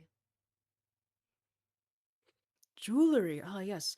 While I go get the flute, you can go ahead and take a look upstairs. That's where a lot of our finer jewelry are. You seem like a finer type of individual. Yes. And he goes into the furnace room, and Cadence, you are there. So he goes, well, hello. Welcome to my domain. Anything I can help you with? As you see, he walks over to like a drawer and he takes out a long metal pipe that resembles a flute and a cloth as he starts to polish it a little bit. Cadence is going to step a little bit more toward the door. There's a few things that you could possibly help me with, yeah. What's that? See, I'm looking for something a little similar to this. And she's speaking loudly for the rest of the group to hear. See, I found this finger bone in your ashes, and I kind of want to find out a little bit more about that. Oh, that? Well, it's sort of embarrassing to say, but since opening the shop, I don't really have a home. This is my home. And so at night, I like to cook my dinners here. I like the good fox or rat here and there. Some of the animals that you see taxidermied, actually, have been some of my previous meals. I probably listen to an inside joke. If you wanted to eavesdrop, yes. Anyway, like you can Well, from make what Cadence is she speaking loudly. yeah, that's what I thought. Yeah. Yeah. Yeah. For the rest of- Well, that Horace isn't speaking loudly for everyone to hear. Oh, I'll if the voice was raised, I'll kind of shift between the alley, kind of take a peek at it. You know? Yeah, Troy will Um, join you. Yeah.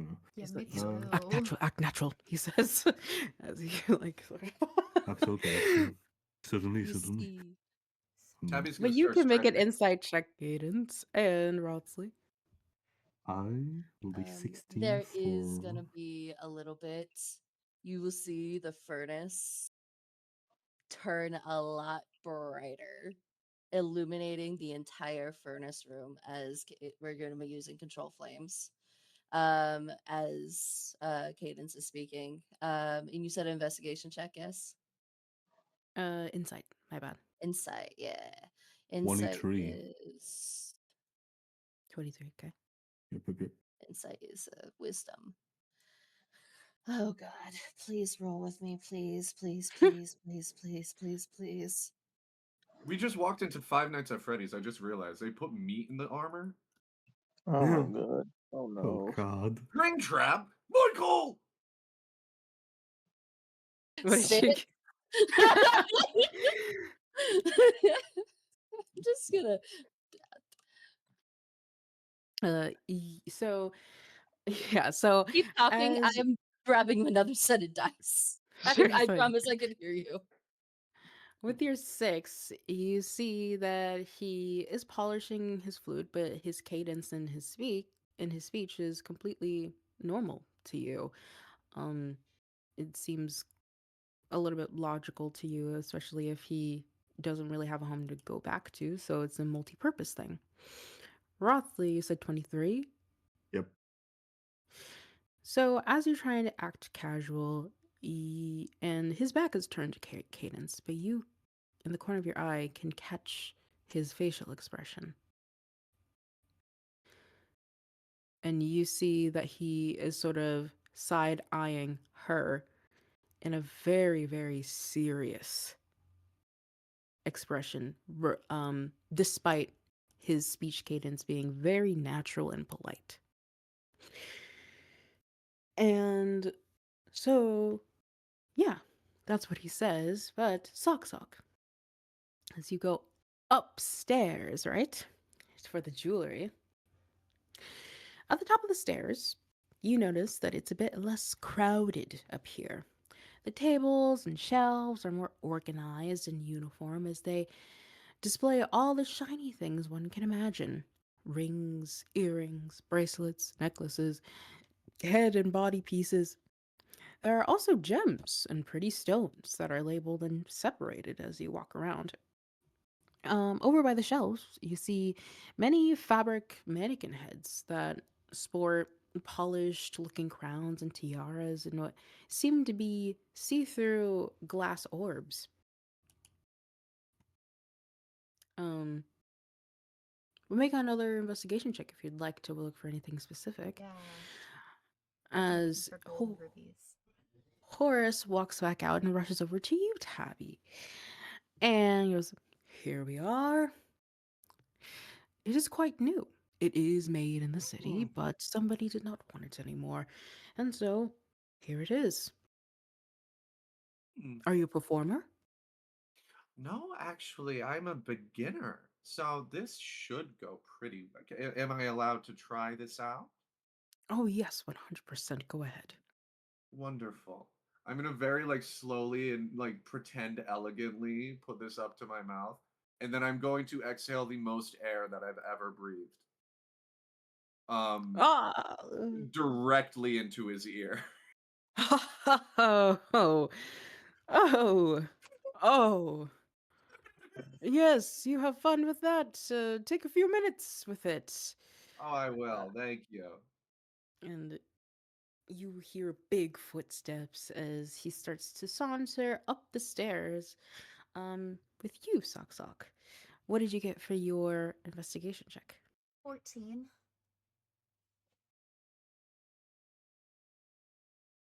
14. So, as you are looking down at the glass orbs, you don't see anything. Like, they look kind of just like crystal balls that, other spellcasters can use.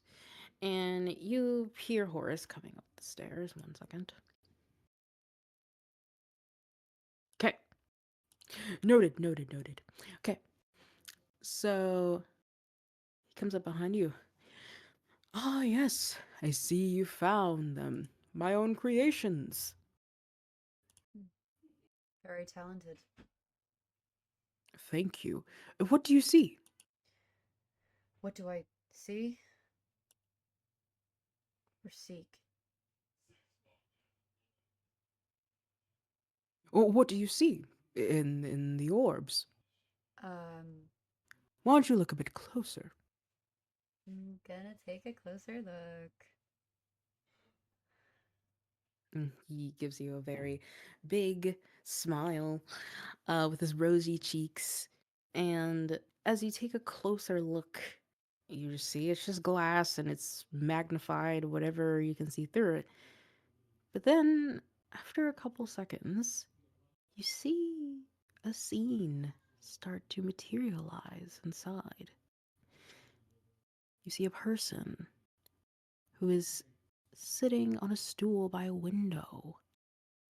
And out the window is a beautiful, beautiful scene of a grass and a lake. And this person looking out the window while they hold a paintbrush in their hand, painting a canvas. What do you see now? I see a person painting a pretty scene. "Ha ha," he says, and he goes over to the orb that you're looking at. "These are my creation. Are you familiar with a snow globe?" the wintry scenes that if you turn upside down and shake it, it creates a snowy scene. Yes. Well, these are my new invention I would like to call show globes. You see, I like to use this magic and depict something that is outside of the wintry scene and context. I believe every living experience, every living thing deserves to have a special place of their own that matches their worth. And so, forget the holly and jolly of it all. I'm a holiday person myself, but sometimes people just want to connect with the everyday mundane. How do you accomplish this monumental task? Oh, it's just a little bit of illusionary magic is all.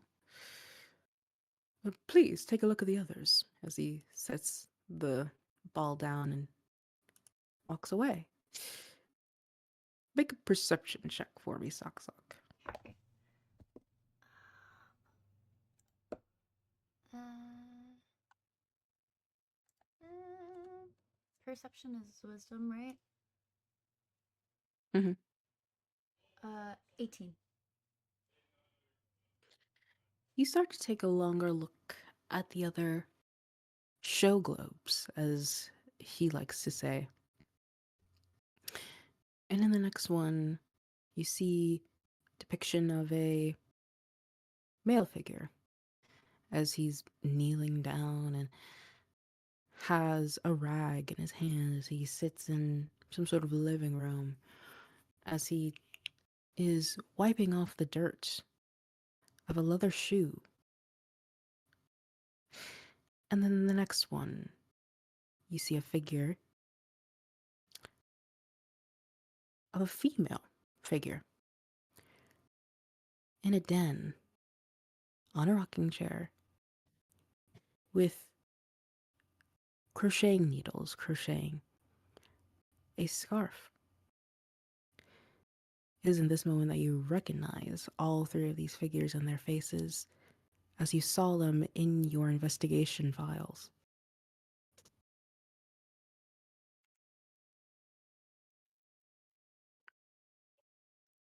Well, Horace says as he's charging down the stairs, anything else I can help anyone with? I am here at your service. I'm gonna join the others downstairs.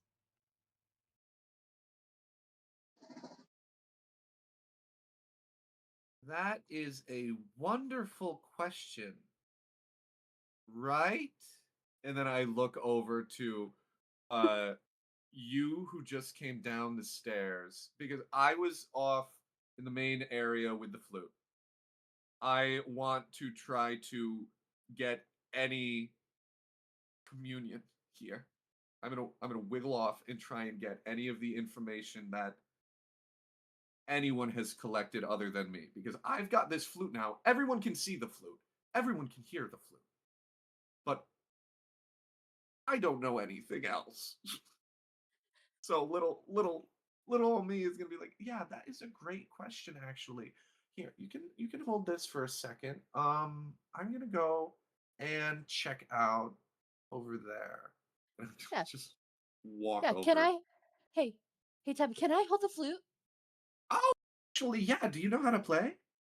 I'd like to take a look You at it. should try it out. It's so Yeah. fun. Yeah. I'd like to take a look at it. And she is making like the biggest eyes at Troy. Like, are you gonna do something? Well, he gets your silent message. your your physical message. Yeah, actually. Let me be frank with you, Mr. Fig, was it? We're part of the investigative unit, as he shows his badge. And, we've heard some suspicious activity coming from here. And I just want to say, would you like to make it easy and confess? Or make it hard and play dumb. As he winks to all of you, as you know that this is his tactic to try and make someone confess, even if you guys aren't 100% sure if someone is doing something bad. As he does that, Chicha is gonna make a uh, what is the pronunciation of this thing, real quick? It is a Eldritch Cannon, just a tiny one in her hand. Lovely. And As just pull it behind her back. That is so true. I mean, would on the side, right? Kind of a little bit in the distance, but not too far, not too close, right? Behind the bookshelf or whatever the case, right? His hand already ready to cast a hold person if anything, if Oris does, anything suspicion like if he's reaching, we're gonna cast a whole person. sure. Horace looks at all of you with a smile and goes, oh, well, I know nothing of what you speak of. I'm simply a humble merchant. And Troy walks closer, starting to take out his dagger from behind him, as you all can see. You see, one thing me and my people don't like are liars.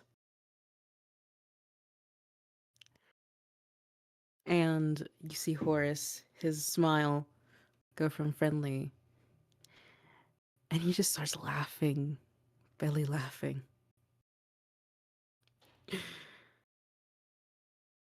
Belly laughing. Very hard and unnaturally. Well, I guess the jig is up, huh?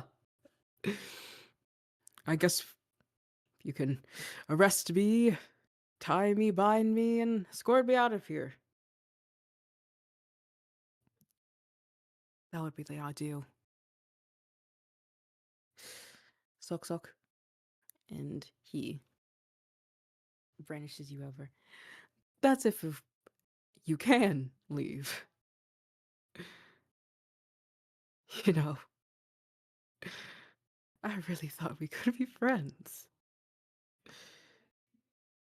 And it is in this moment that you hear a creaking and a rattling of metal from around you. And as you guys look around, you see that the fully suit of armor are starting to rattle and creak and crick and snap.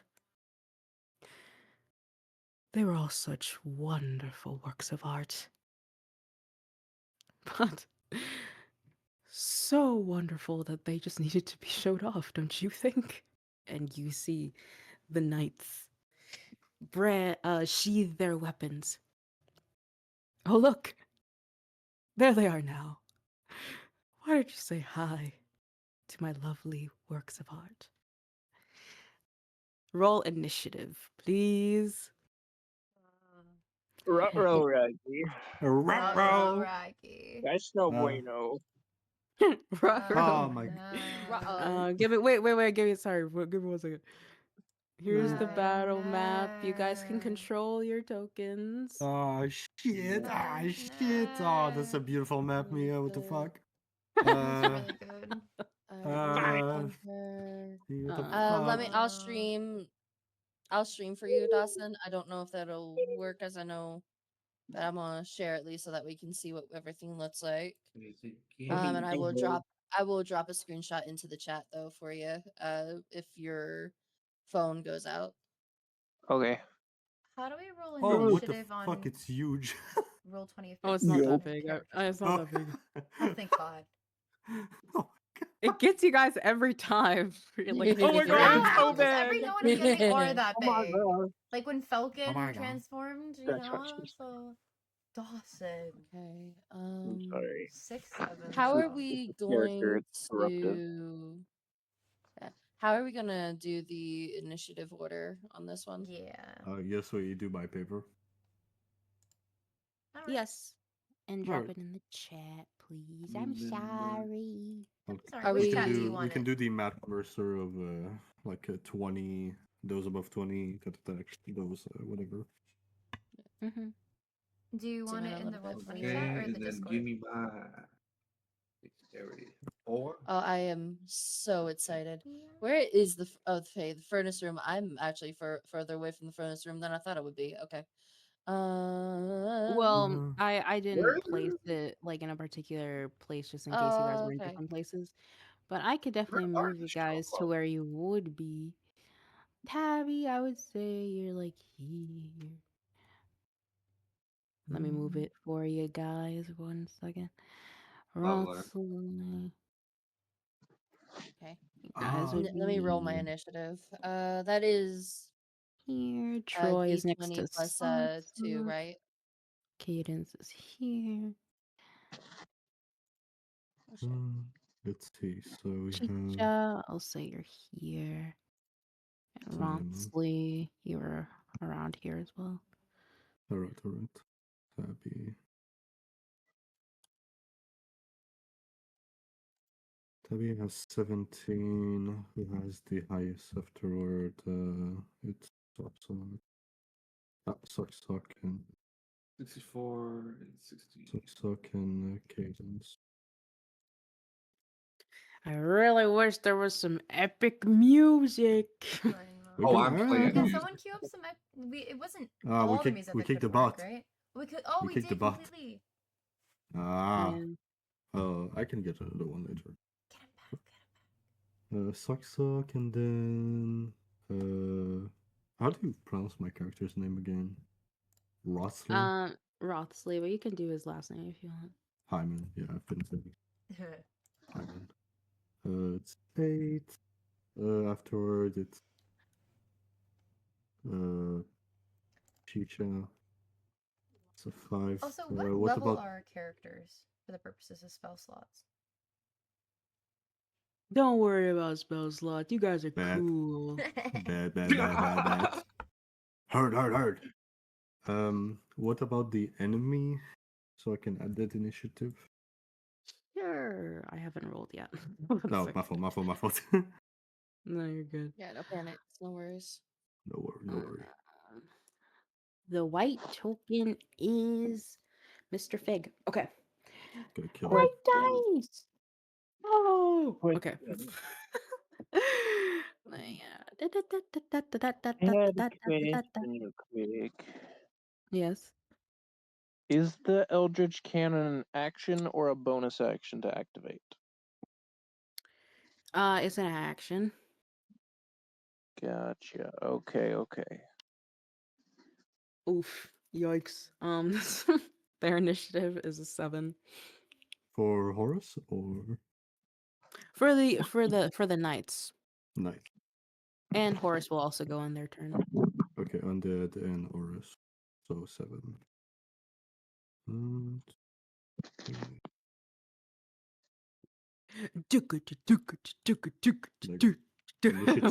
Initiative is right here in the tab.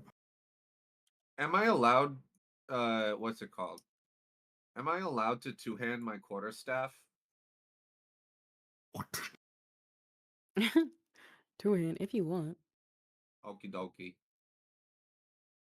So she's either 5th or Okay. 6th level.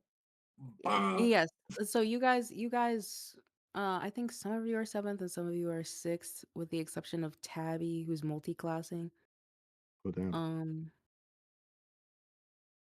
I think Tabby like level 5 monk and level 2 barbarian, I think.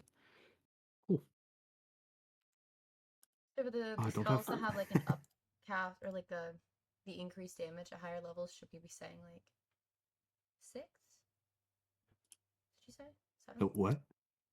Oh, right. Increased levels. You guys are, I'll say you guys are like an average of level 7. So like yeah, plus whatever for you know how to read the spells. Yeah. So cool. Um. So seems like Tabby is first. What would you like to So do? Bambi. You can move your token as well. Uh, okay. Interesting. I see a little yellow guy in front of me. Oh boy. Look at him. I am going to okay, everybody, let's get started. I'm gonna hop up onto this little thingy, and then just quarterstaff up in the air, and then scream as a bonus action in rage, and then just bonk down as an action. Okay, roll the hit. Just a good old attack. That plus my little baby plus to hit is +6. We got a 16. That indeed misses. If you Lovely. see I hit the floor next to that. you see that, and now as the knight swiftly moves out of your way, the sort of little hinge thingy that was covering his mouth flies open. You can see just like a half decayed mouth as it roars at you. And um That's gross. bo- bonus action at all? That was I'm raging now. Oh, okay. Oh, sorry, my bad. And so cool. Really quickly. Oh wait, fuck. Can I Um, have that be reckless because I'm angry? you can choose to have it reckless, yeah. Okay. Never mind. Don't Okay. even worry about it. Go ahead and make a Constitution saving throw as it roars Yeah. at you. Con, we love a good con. Uh Saves. Show me my saves. Con +4. We got a 14. Okay. Um, as it roars at you, uh, you hear dissonant whispers in your brain, in your long, rabid ears, and it's really ear piercing as you This is worse than take. my flute playing. And you hear cries and you hear screams and you hear the slashing of a knife and the tearing of flesh as you take 7 points of psychic damage. Okie dokie. And so yeah, that's what happens. And now we have Sock Sock. What would you like to do? So let's see. With the Nature's Fury bonus action, do I get to choose which of the effects happens in Tangle, Fury, or Push? Yes, you have to choose one of them. Cool, awesome. And the guy to the right of me here is Horus, right?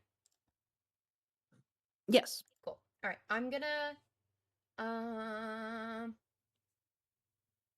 I can use that first, right? Yeah, I'm gonna do Nature's Fury, and I'm gonna do Entangle, and then I'm going to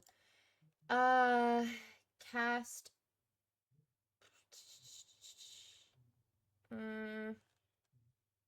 Primal Savagery. And yeah, I'm gonna try and attack.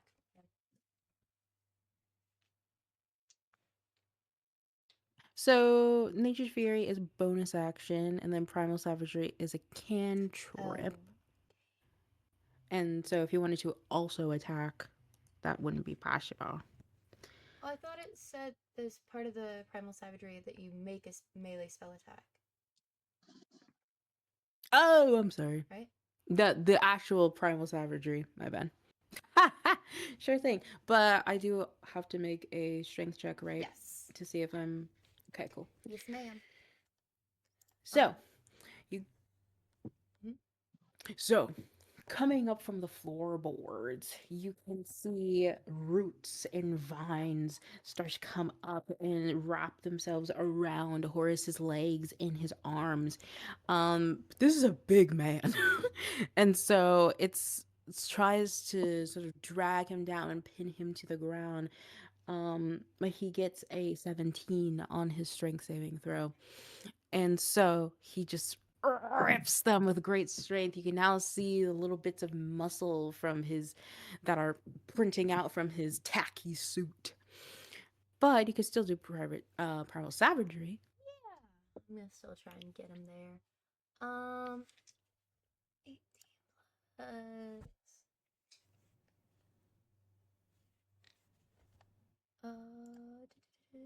24 to hit.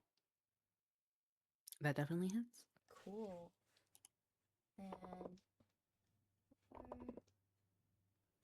And that's gonna be 9 points of acid damage.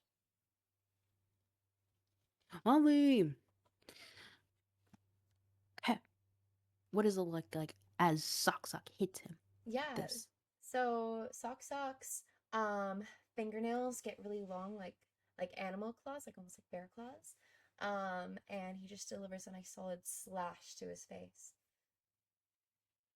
Oh, you see, as like he's ripping off the rest of the roots, but not in time enough before he's scratched. And there's like 4 very medium like depth as you hear the sizzling of his skin a little bit.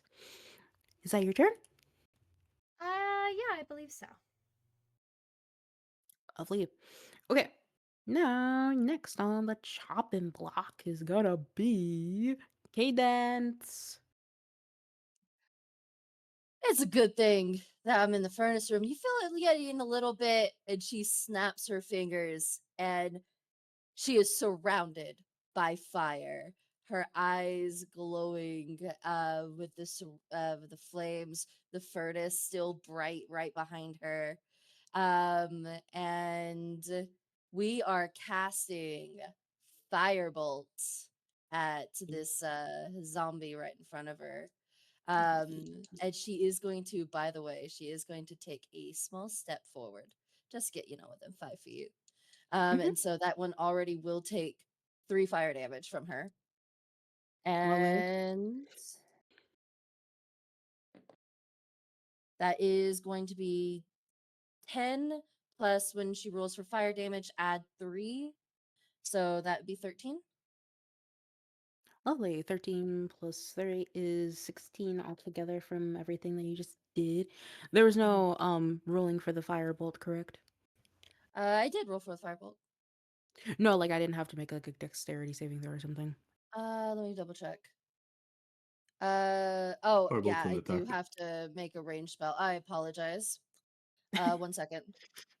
Well, if she it hits, at least the +3 just from her walking forward is there. Mhm. So it is attack bonus +6. All right, so that is going to be a 10. Fuck. So you rolled a 4 plus 6. Yeah. That unfortunately does miss, but so you still got the 3 damage, but everything else does not happen. Damn it. But you do see that as you get closer to it and you're surrounded by flames, this knight does seem to back up and jolt away from you, a little bit frightened actually of the fire that is around you, as it does take that damage and tries to find the courage as you cast firebolt, these like swirling lashes and tendrils of fire around you as it just like a viper shoots at this knight, and it jumps out the way in fear, but it faces back towards you. Anything else? Come on, man, bring it on. And that's it. Just groans at you. Okay. Now we have Rotsley. Alright, Troy. Don't take it the wrong way, but I don't want any of these for the moment. My clothes has already been ruined by Cadence, a little hand. So I'll be taking a little step away, right? And he will cast a little spell, which will be spiritual weapon, as water kind of form into. I'm not sure what Wrotsley would have weapon wise, like magically, but I like to imagine him with maybe a scimitar, like a watery scimitar, basically, right? That will spawn just next to Horus. Just a little weapon. There we go. A nice little sword, watery sword. As part of the bonus action to cast it, I can make an attack. So we're gonna attack Horus with it for a Okay. natural 1. Uh, Oh, no. so so swinging a whole ass miss. Yes, so as he is trying to get the last of the roots and he was just slashed by Sock, your water weapon just swings at just the wrong moment as he's, in pain from the smack and it just nearly misses him. Anything else? Yes, as an action, I will use my only channel ability, I believe, which is Cloak of Shadow. As an action, you vanish completely and go invisible. So I will go invisible. Pew! As the kind of a veil of kind of water kind of cover him, and whoop, he's gone. And just for sake, I'll have a little token or icon, whatever. I will move right here as I am invisible. Yeah, that's turn, I think. Yes, and you do have so your channel divinity is Cloak of Shadow, which is the invisibility, but it's also Invoke Duplicity. That's the other one. Oh, it's both. Yes, yes. Okay, I see. And Cleric have 2 channel divinity, I believe, right? Yes. All right. Okay. Okay. Alrighty. So I totally forgot about Troy. We'll say he goes after you, Oh, Ronsley. yes. I completely forgot to add him. Yes. Okay. I'll We add him both to the. forgot, no problem. And Troy goes, I've been waiting for this. As you see him sort of tuck and roll, um, around here, around the. Hold on. Actually, let me. Uh, 5, 10, 15, and.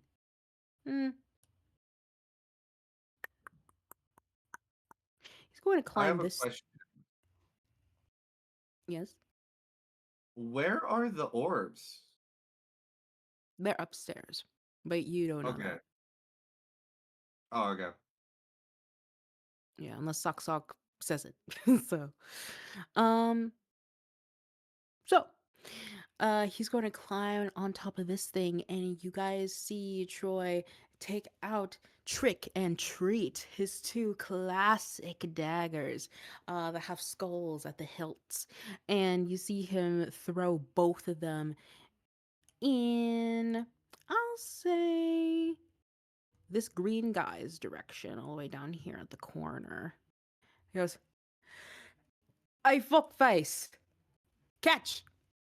And he's gonna try and hit him, throwing them. Whoa. Okay. Okay. He rolled a 10 and a nat 20 for that. Lovely. Okay. So one of the daggers goes inside of the floor. He's not too happy about that. But the other one does indeed hit its target as it goes like the mask of this knight sort of drops down. You see like these dead, grayed out eyes and this green fleshy skin. He aims right for that little tiny slit and gashes this person right in the eye.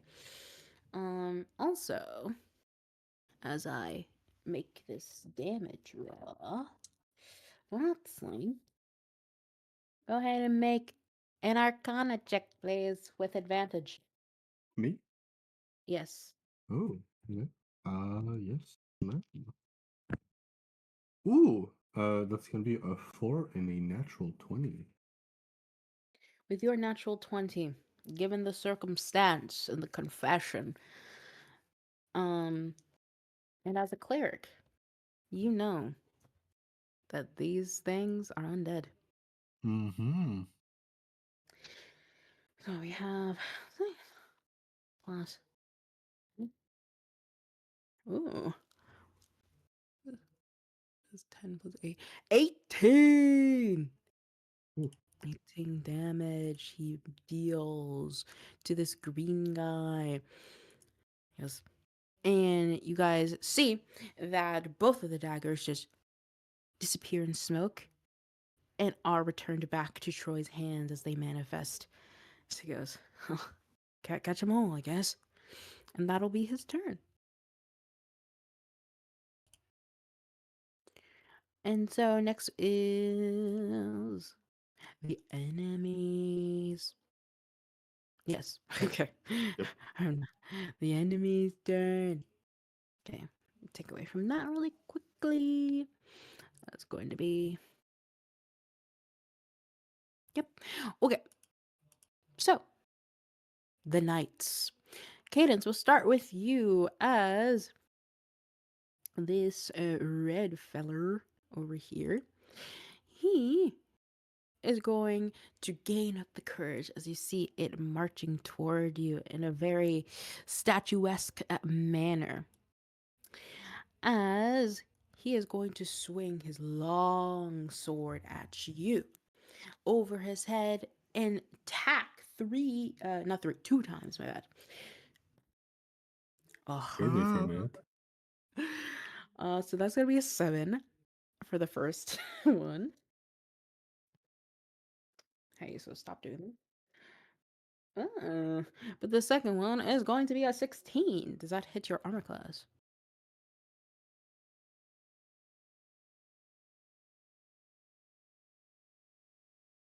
Cadence? My bad. I was responding to the chat. What was it? A 16. 16? No. My AC is 17. No For problem. once, I have a high AC. Sorry. Oh, of course, of course. No problem, no problem.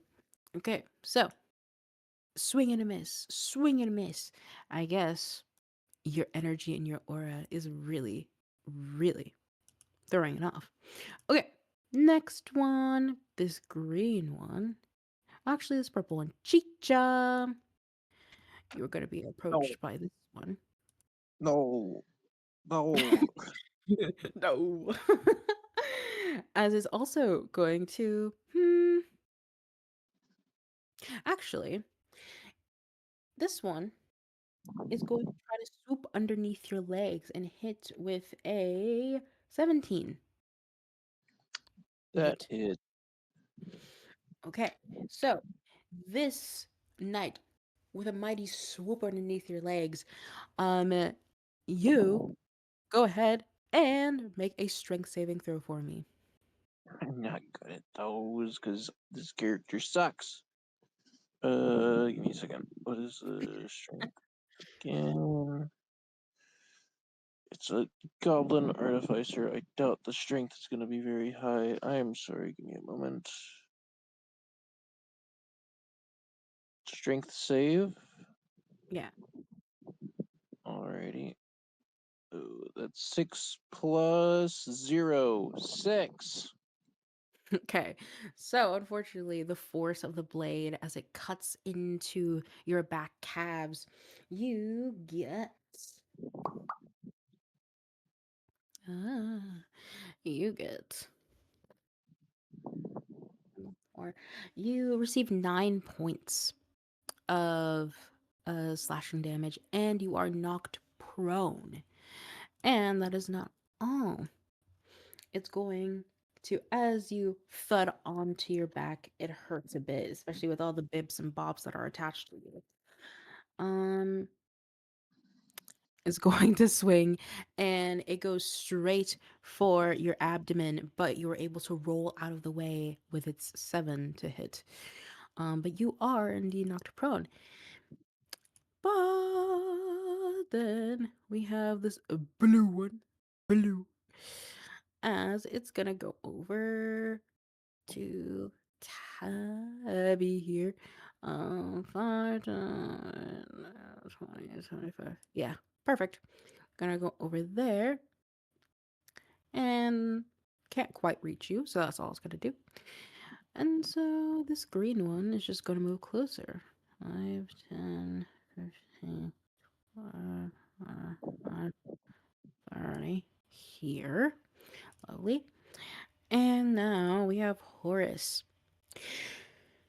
Sock, as you see that this watery weapon just missed this person, and Horace nearly falls to the ground, but he doesn't.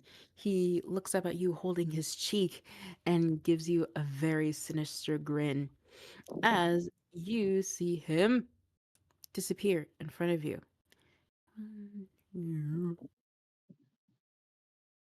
And Misty Step over. Let's Misty Step. 1, 2, 3, 4, 5. Yeah, he can reach here. Over here. And that's his turn. Okay. Now it's Chicha's turn. You are knocked prone. What are you doing? Well, that screwed up my plans a little bit. Chicha is going to roll and stand up, which is going to be like half her movement, but she's going to go one space to the right. Okay. And I can't move my thing. Yeah, sorry. And she's gonna hit this guy right in front of her with her Eldridge cannon that she has. Lovely. So what is she's not British. I was just making that accent because it was funny. Don't judge me. No, I like British Dawson. Continue. Canada once on a hit, the target takes 2d8 force damage, and if the target is a creature, it is pushed 5 feet away from the cannon. So, attack bonus for spells is +6. So she's gonna fire. Because she's within 5 feet, would that be considered disadvantage or no? For the no. For the Eldritch We're cannon? cool. It's okay. We'll say no. Okay. Oh, well, that's. Oh, wait, hold on. Okay. 9 plus 6 is 12, 15 to hit. That does miss, unfortunately. Well, crap. Um, that's unfortunate. There's nothing else I can do unless I want to run away and get hit. And I don't think I'm going to do that, so she's just going to sit right there. Sure That's thing. about it. Okay. But valiant effort. Top of the initiative, we have Tabby again. What are you doing?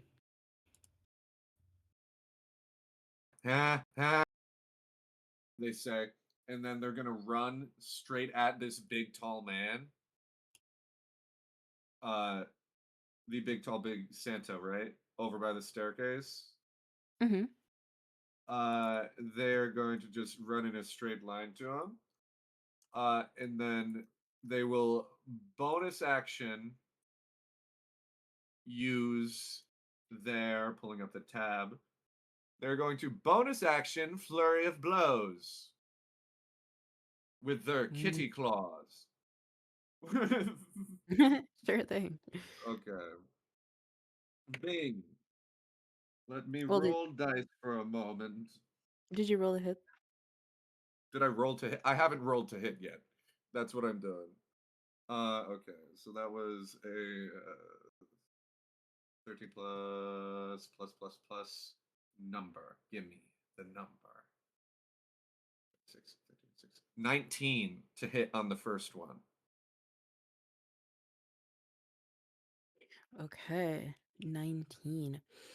Um that does hit. However, as a reaction,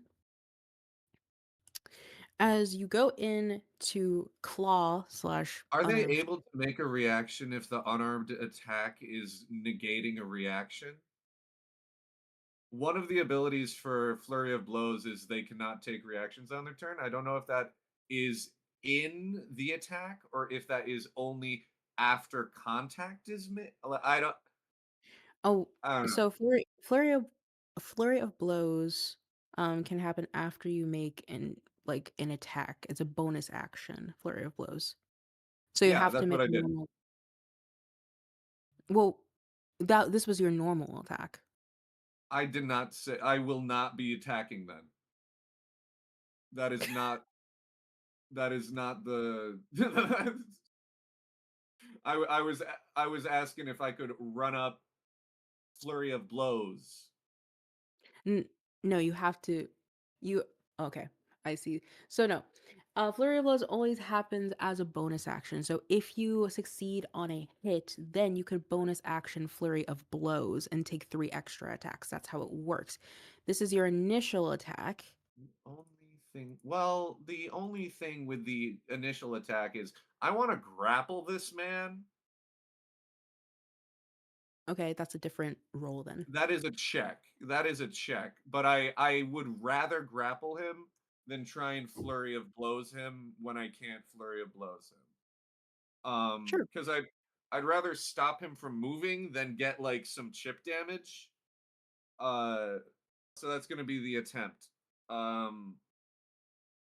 So it's a opposed athletics check. I am raging. So Okay. we are going to roll twice. Please give me a number. Okay.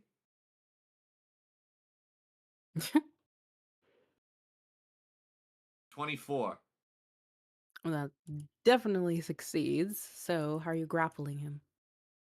I am going to be sprinting and then I jump and I'm trying to grapple onto their back and literally like piggyback hug them.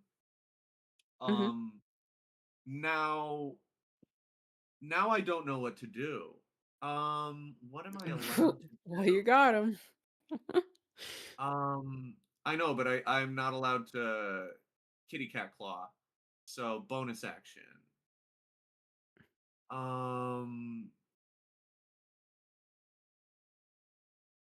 Can you do that? Can I do? Okay, fuck it. I'm gonna grapple this man and then dodge action. Dodges. What are you dodging? I am preparing a dodge action. Oh, okay. I gotcha. Cool. Patent defense. That's Yes, pretty patent good. Yeah. defense. So now you have 3 key points. Please keep that in mind. Yep. And also flurry of That's blows, you do either. need to spend 1 key point to do that as well. I And it's did not it free, 3. though. It's not 3 extra attacks, it's 2, my bad. It's been a while since I played a monk. So cool. Lovely. It's like, oh, you damned rabbit, says as he's trying to get you off. Okay, so now we have Sock. Okay. So I'm gonna do spike growth. I just want to make sure I'm not like gonna fuck everyone else up if I do that. Yo, stuff. fuck up that staircase. Hell yeah. Oh, fuck yeah. We'll do it here. Yeah, I don't know how I should like create the area for effect, but I'm thinking like I'll place it like here. Oh, just like how to make a baby circle. Reminder. You want me to He draw a doesn't circle have a for you? reaction. Please. All right, and it's spike growth? Yeah. All right, let me see if I can get your circle for you.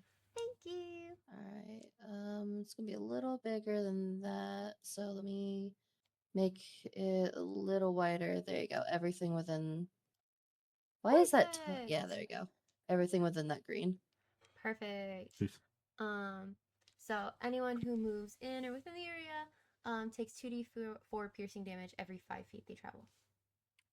I'm about to drag this man over rocks. And yourself. Do it. And then Mia, so with the extra attack that Sock has, is that just for spells that have a weapon involved in the attack? Yes. Okay, cool. Then I think I'm also just gonna maybe move. I'm gonna go. No, not that one.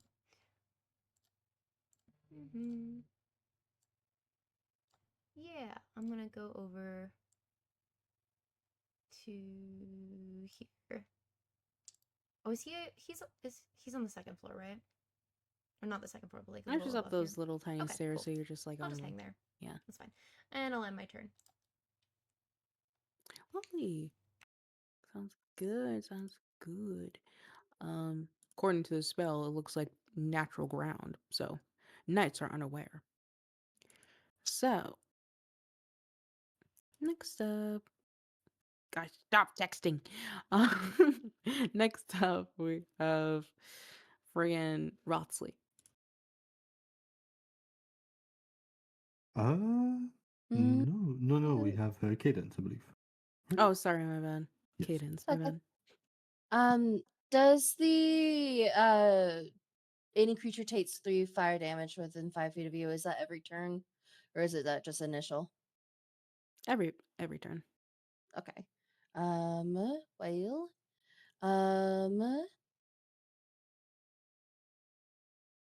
you have spike growth up. Give me one moment, because I want to make sure my fire doesn't break your terrain.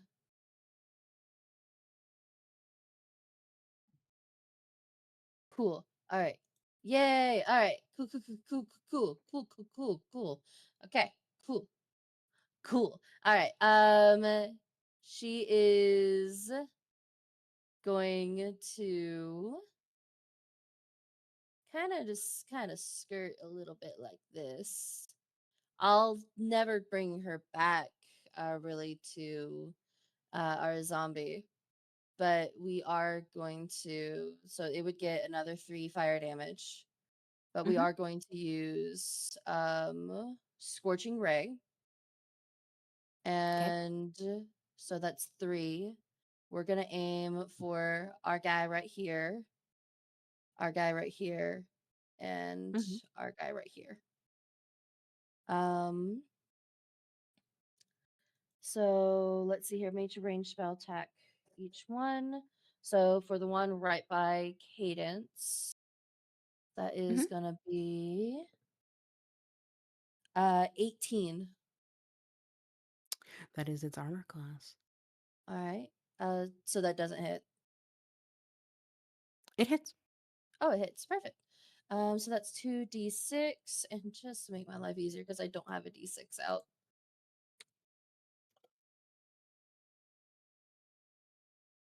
All right, that's gonna be 8 for that hit on the one right by her, plus the 3 for fire damage, plus the additional 3 for it still being within the 5 feet of her.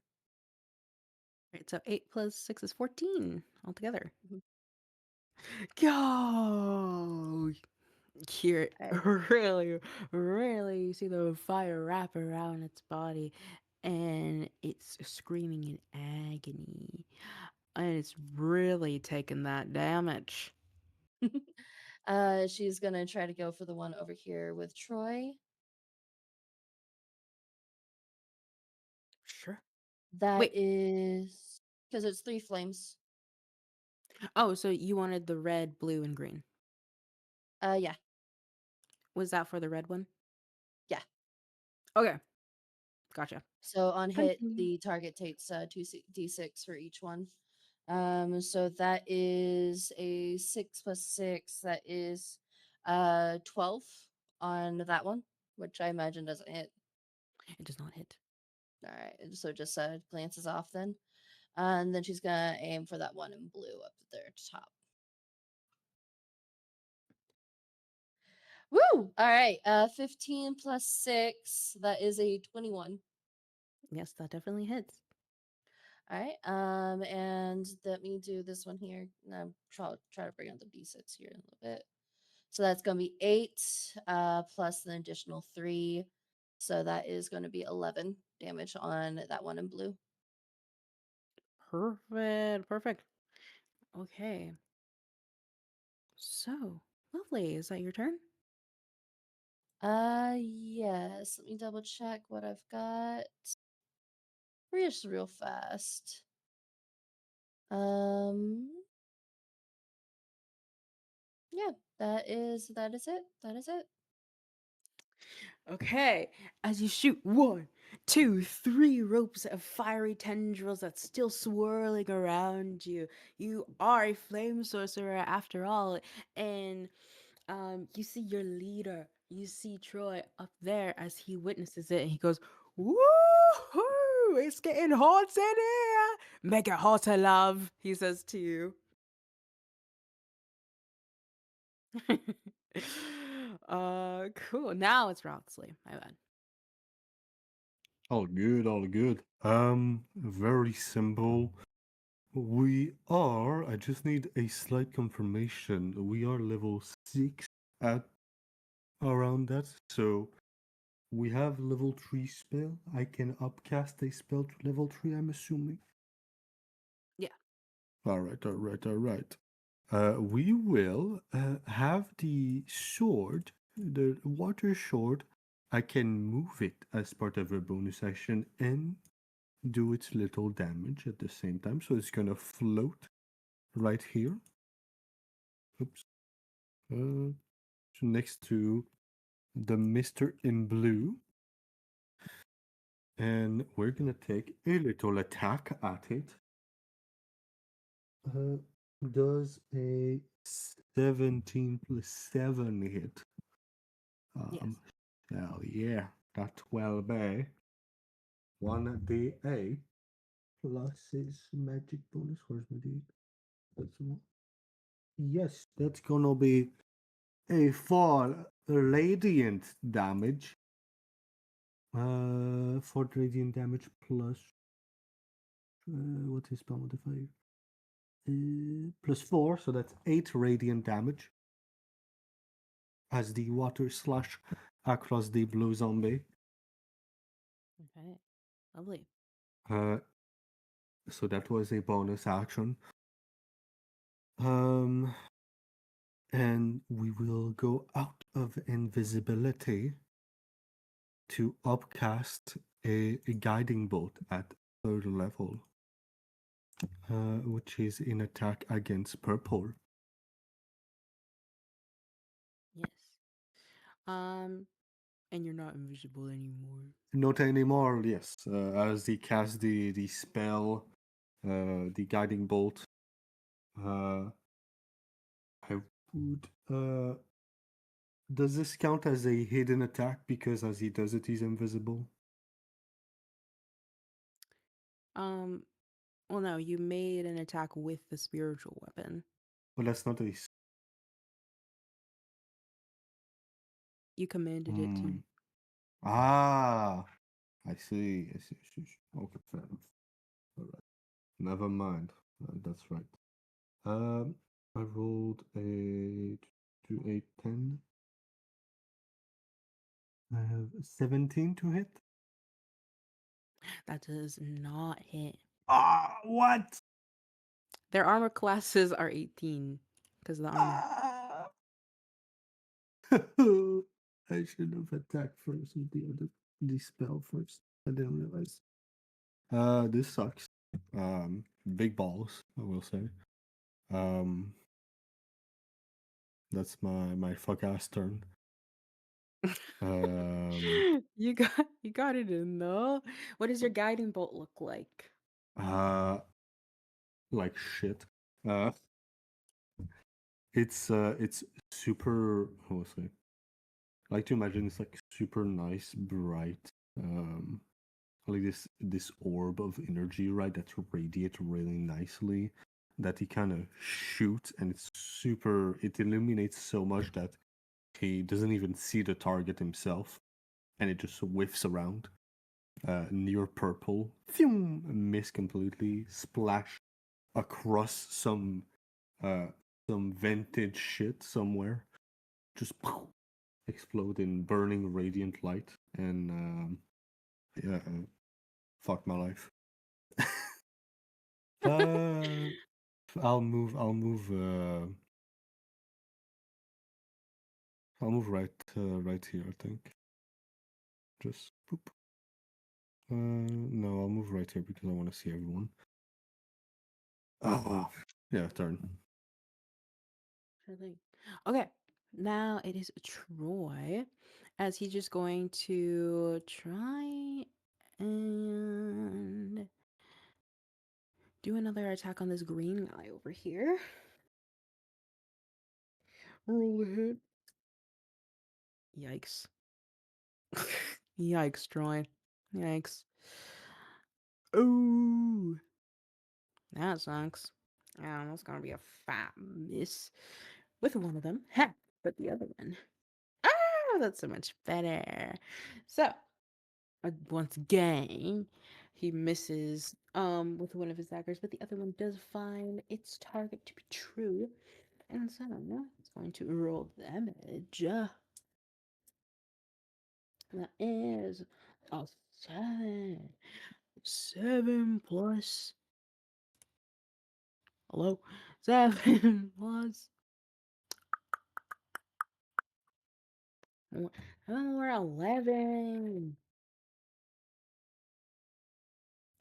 Green 15. Lovely. And that's green. Green is not looking good at all. Green is looking bad, in fact. Okay. So now it is the enemy's turn. Sorry, Cadence, this green one, after it was just turning as Troy hits it in the back. And it's gonna have you what's that called? Smushed together. You're a sandwich now. So they both have advantage as they try to hit you, both the red and the green. And they will take 3 damage each as they are both within 5. Well, yes, 3 damage each as they're both within 5 feet of you. Red is not looking good and looking very scared. Green is also really not looking good, but they are going to make a last stand and both try to hit you. Multiple times. Would Troy So get an opportunity attack? who? Like Troy? Because he left his range? No, No. so Oh, he the was guy was throwing them. here and he's also on an elevated platform. So My no, bad, my bad, my bad. you're good. So that one misses. Definitely. This one might hit. Does an 18 hit? It does, but um let's see. Do I want to throw that one up or do I want to? You know what? We're gonna be a bit of a bitch. We're gonna use our reaction for shields and add a +5 to her AC of 17. Which is because it is a 5+ bonus to AC, including against the triggering attack. So that will bring her armor class up from 17 to 22. 22. Yep. Okay. So that was an 18. So that also misses. So one of them completely misses you as it's trying to hit you, but your flames are sort of just protecting you in that way. But the other one still has its tries. The other one, 18 plus 5. 18 plus 5 is a 23, which does hit. That one does hit, yeah. And the other one, 17 plus 5 is a 22, which is your armor class. So this one Yep. does hit you twice, unfortunately. And so it's going to give you your damage. As the other one is sort of having lots of trouble, maybe it's just being weakened. The other one is still a little bit fresher. And so, ooh, okay. Mhm. So that's 11. Ooh, plus 13. 11 plus 13 is 23 points of damage. Not a problem. Slashing damage. That you take. Lovely. So, that's their turn. Chicha, this purple one's not giving up. Also, Dawson, just to make sure, did you want, like, you're not prone anymore. Like, you spent your movement to get up, right? Your last turn? Yes, that's Okay. the only movement, and then 5 feet to the right, and that was it. Okay, I was just gonna try and hit you again. Does an 18 hit? Yeah, And yeah, then that that's the other one's higher than an 18. So it hits you twice as well. This one's this one. Okay. That's 6 plus 3. 9 plus 8. 9 17. You take 17 points of slashing damage. thanks. And Okay. then 2d4 damage for every time they move, correct, Sock in the spike growth? Every 5 feet. 1, 2, Get them 3. 2d4. Okay. 3 times 2d4. So that's 4 damage. Plus 8 damage, which is 12. And then plus 5. 5 plus 12 is 17. Blue one takes 17. He is not looking good. Push. 1, 2, 3. This one, yellow one's also gonna get out. Another 3 times 2d4. 6. Plus 2 is 8. Plus 4 is 12. This yellow one's still looking very fresh. 8. Cool. Lovely. Okay. Horse is grappled.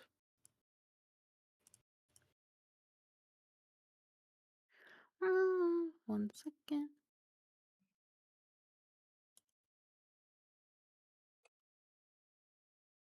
Ay, ay, ay. Okay. Mm-hmm. Mm-hmm. Mm-hmm.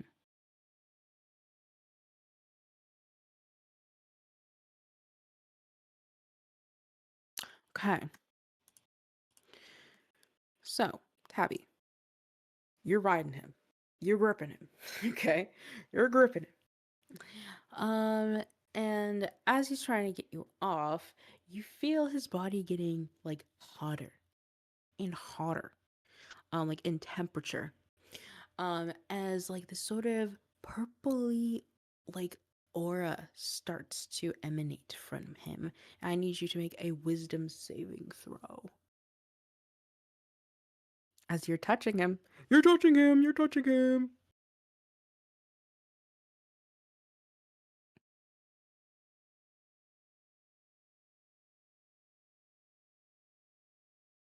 You're muted. You're muted. I was looking at Alloy's sheet. No, we got an 18. Yeah. If you're 18, you start to Plus 1. feel bugs underneath your skin a little bit, like very itchy, very achy, but you sort of shake it off, so no effect. Okay, Chicha, it's your turn.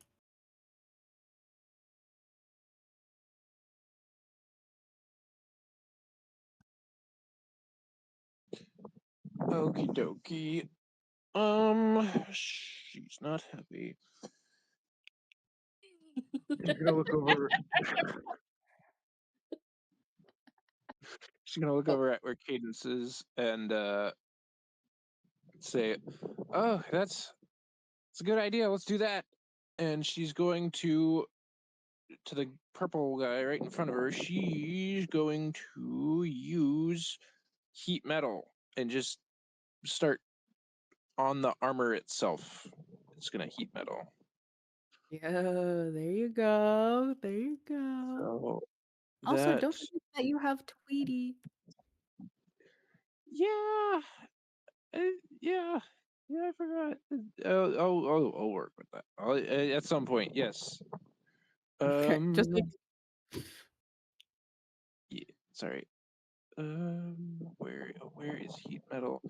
Heat metal is 2d8 fire damage, and then after that, they have to make a Constitution saving throw. If it's a creature, the creature is holding or wearing the object that takes damage from, the creature must succeed a con save or drop the object if it can. If it doesn't drop the object, it has disadvantage on attack rolls and ability checks until the start of its next turn. Until the start of my next turn. Oh, sick. Okay, so 2d8 fire damage, and it needs to make a con save.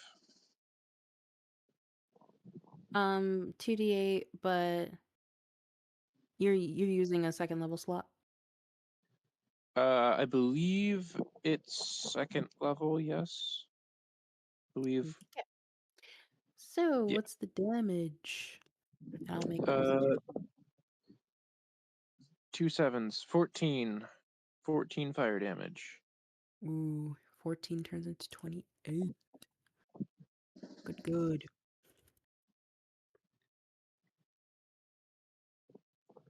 And then it's a con save of, I believe it's only 14? Because these people suck.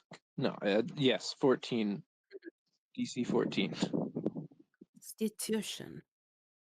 Yes. Well, that they got a 10, so he fails.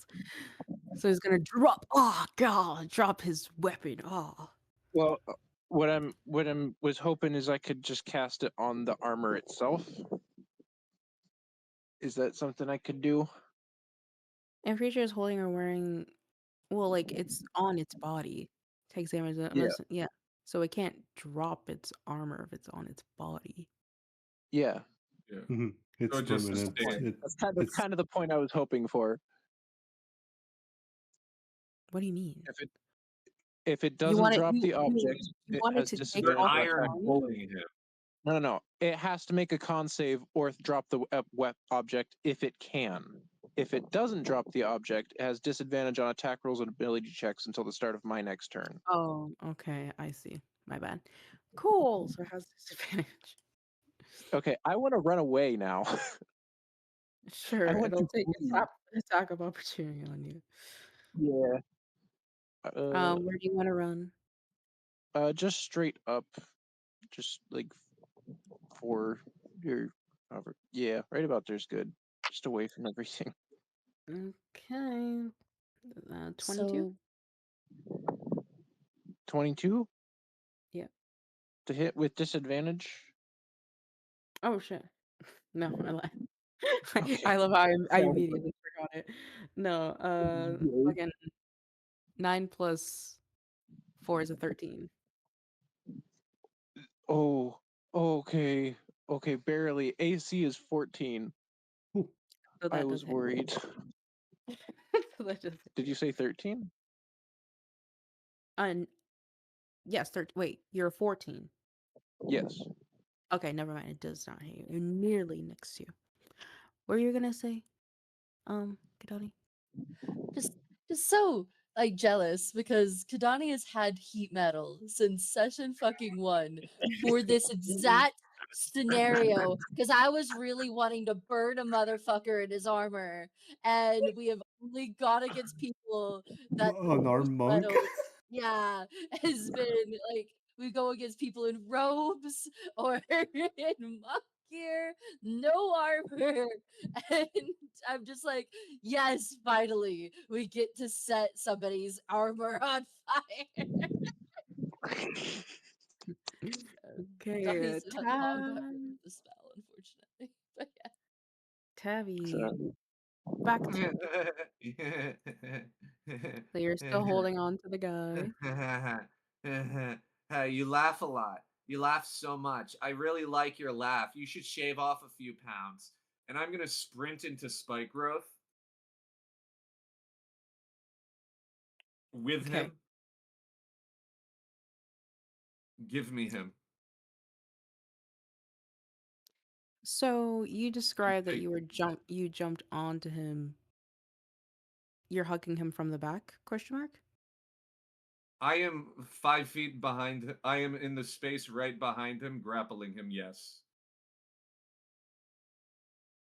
Okay.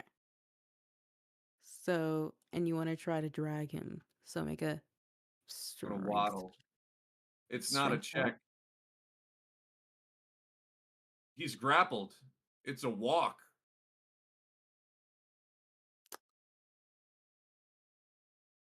Okay. I don't feel like that's very realistic, to be What do honest. you mean? Spike growth. Grapple. Like Movement. the person who is grappled, the speed is reduced to 0. But if you're trying to Yeah, physically but take if I'm grappling him, my movement is halved, moving him. I then enter spike growth, it is halved again. Okay. Or it's what's it called? It's In getting spike lowered growth, multiple times.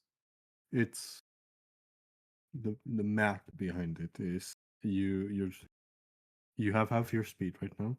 If you go into spike growth, it's twice. Every 5 feet is twice the amount. So you Every 5 basically only feet's have 2d4. yeah, exactly. That's So not what I'm saying. I'm saying that the logic of, okay, I've got the person, now I'm going to try and drag them without them trying to resist the dragging. No, they are resisting. It's just I've already won the grapple check and they didn't contest it on their turn. They chose not to. Oh. Okay, I see what you're saying now. Cool. Yeah. Sure. It is going to chunk down further. You are right. Spike growth is double. So sadly, it's not as fun as I thought it was gonna be, because it was in my head gonna be 16d4, but it's only 8d4. Because I walk 10 feet forwards.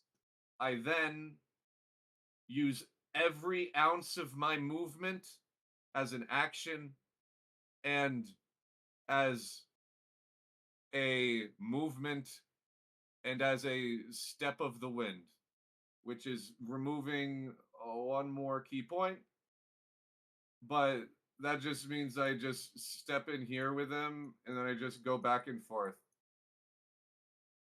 I just drag him. I'm just shaving him like a cheese grater. I Okay. am also taking damage. Yes. So how many times are you going to move within the squares? We need to calculate that so we can do the damage. It's going to be 8d4. It is in Okay. total the movement that is happening is 6, 12, 18, halved to 90, minus 10 to get to spike growth. And then it would be 40 feet of movement in there, but it's halved. So then it's 8d4.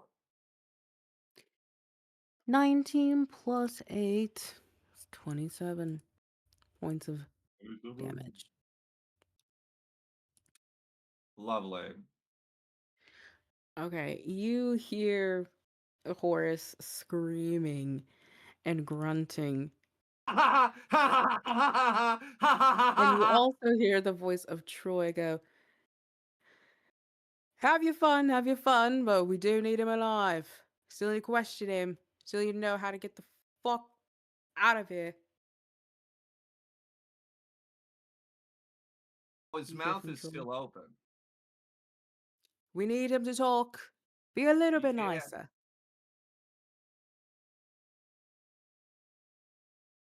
Okay. Is that your turn? Yeah, that's it. I just move. Okay. I'll make sure to mark the gear damage too. So, next on the chopping block, we have Sock. Yes. Okay. Question with the Nature's Fury. Can I cast that again, like anytime, or is that like a limited use feature? Proficiency bonus, Proficiency which bonus? for you is plus blah, blah. You plus 3. Okay, So you used it once, so you have 2 more times you can use Nature's Fury. that's fine. I'm gonna use it again, and I'm gonna do the Fury one for the extra 3d8 lightning damage. And I am going to.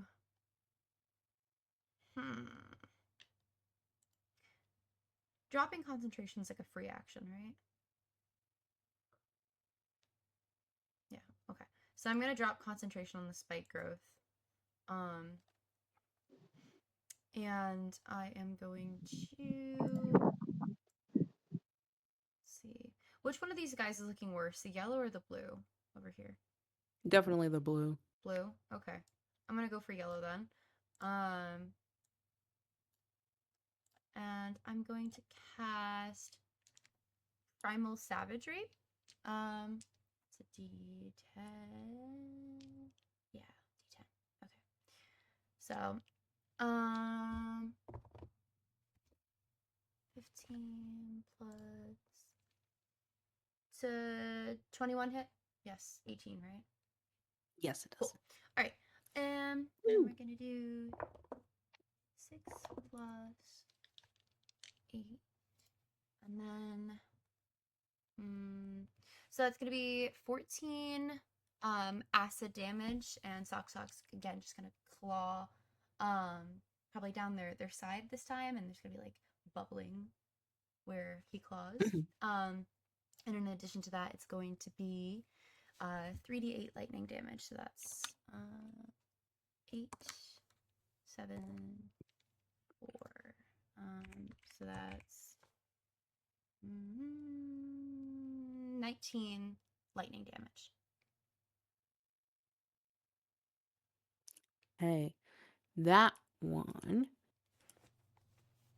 you see with your lightning damage, as you swipe over, you can hear the jostle and the rustling of the metal as it starts jumping sporadically and then falls dead to the floor. Epic. And yeah, that's gonna be my turn. Okay, lovely. Now we have Cadence. Okay. Finish them. So they're both within the 5 feet of her, so they will get the 3 plus fire damage. And we are gonna do. Let me double check. Yeah, the range is 120 feet, so she's gonna do 1, 2, 3.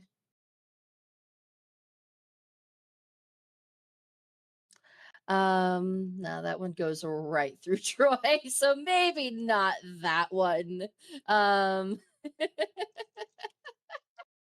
That's probably a problem. If you're making a spell attack, just so you know, because you are sandwiched, you have disadvantage. I have a what? You have disadvantage because you are sandwiched in between 2 of them. Okay. What is that fucking word? What am I thinking of? You Pincer. have Pincer. Thinking. Yes, flanking. There you go. Well, you have disadvantage on range attack roll if you are within melee reach. Yeah. Oh, okay. I'm assuming with flanking it also works. Yeah. Yeah.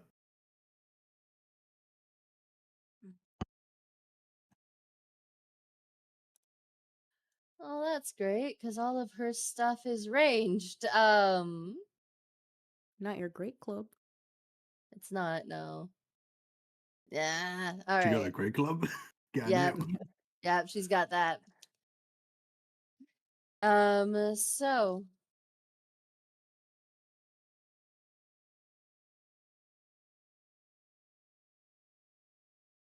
is the Great Club metal or is it wood? Just for my own curiosity. It's metal. Metal, okay. Cool. All right. Well then We are going to.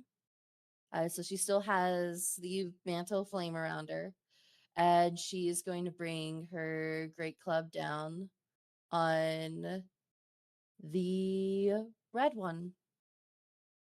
So Okay. that is a +6 to hit. Is that as cocked? Let me re-roll it.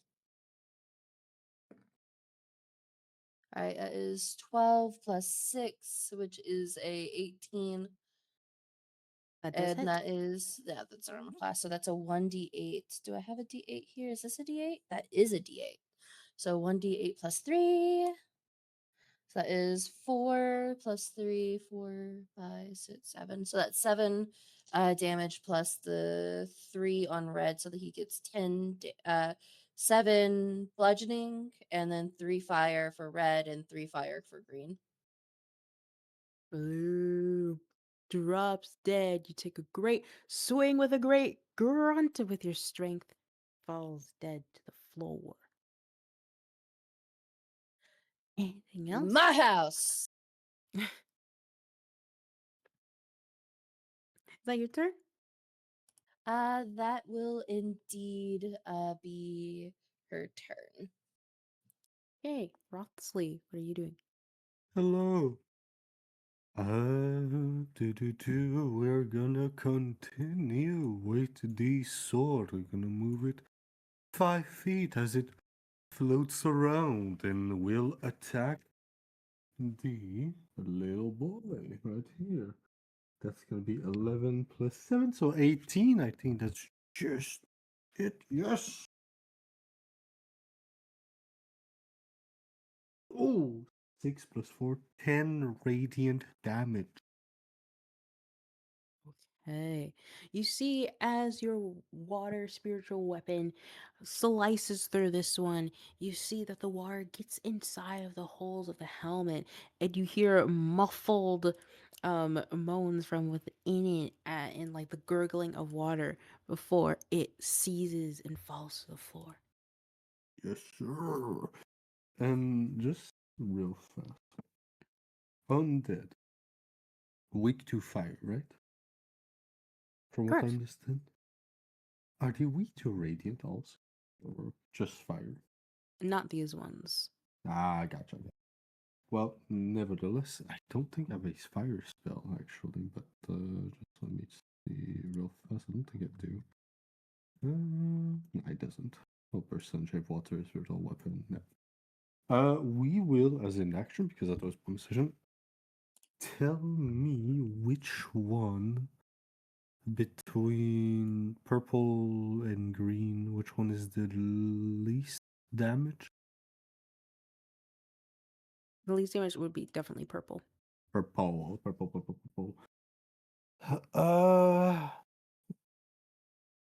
And it's their turn right after me, right? Yes. So, okay, yeah, I will take a.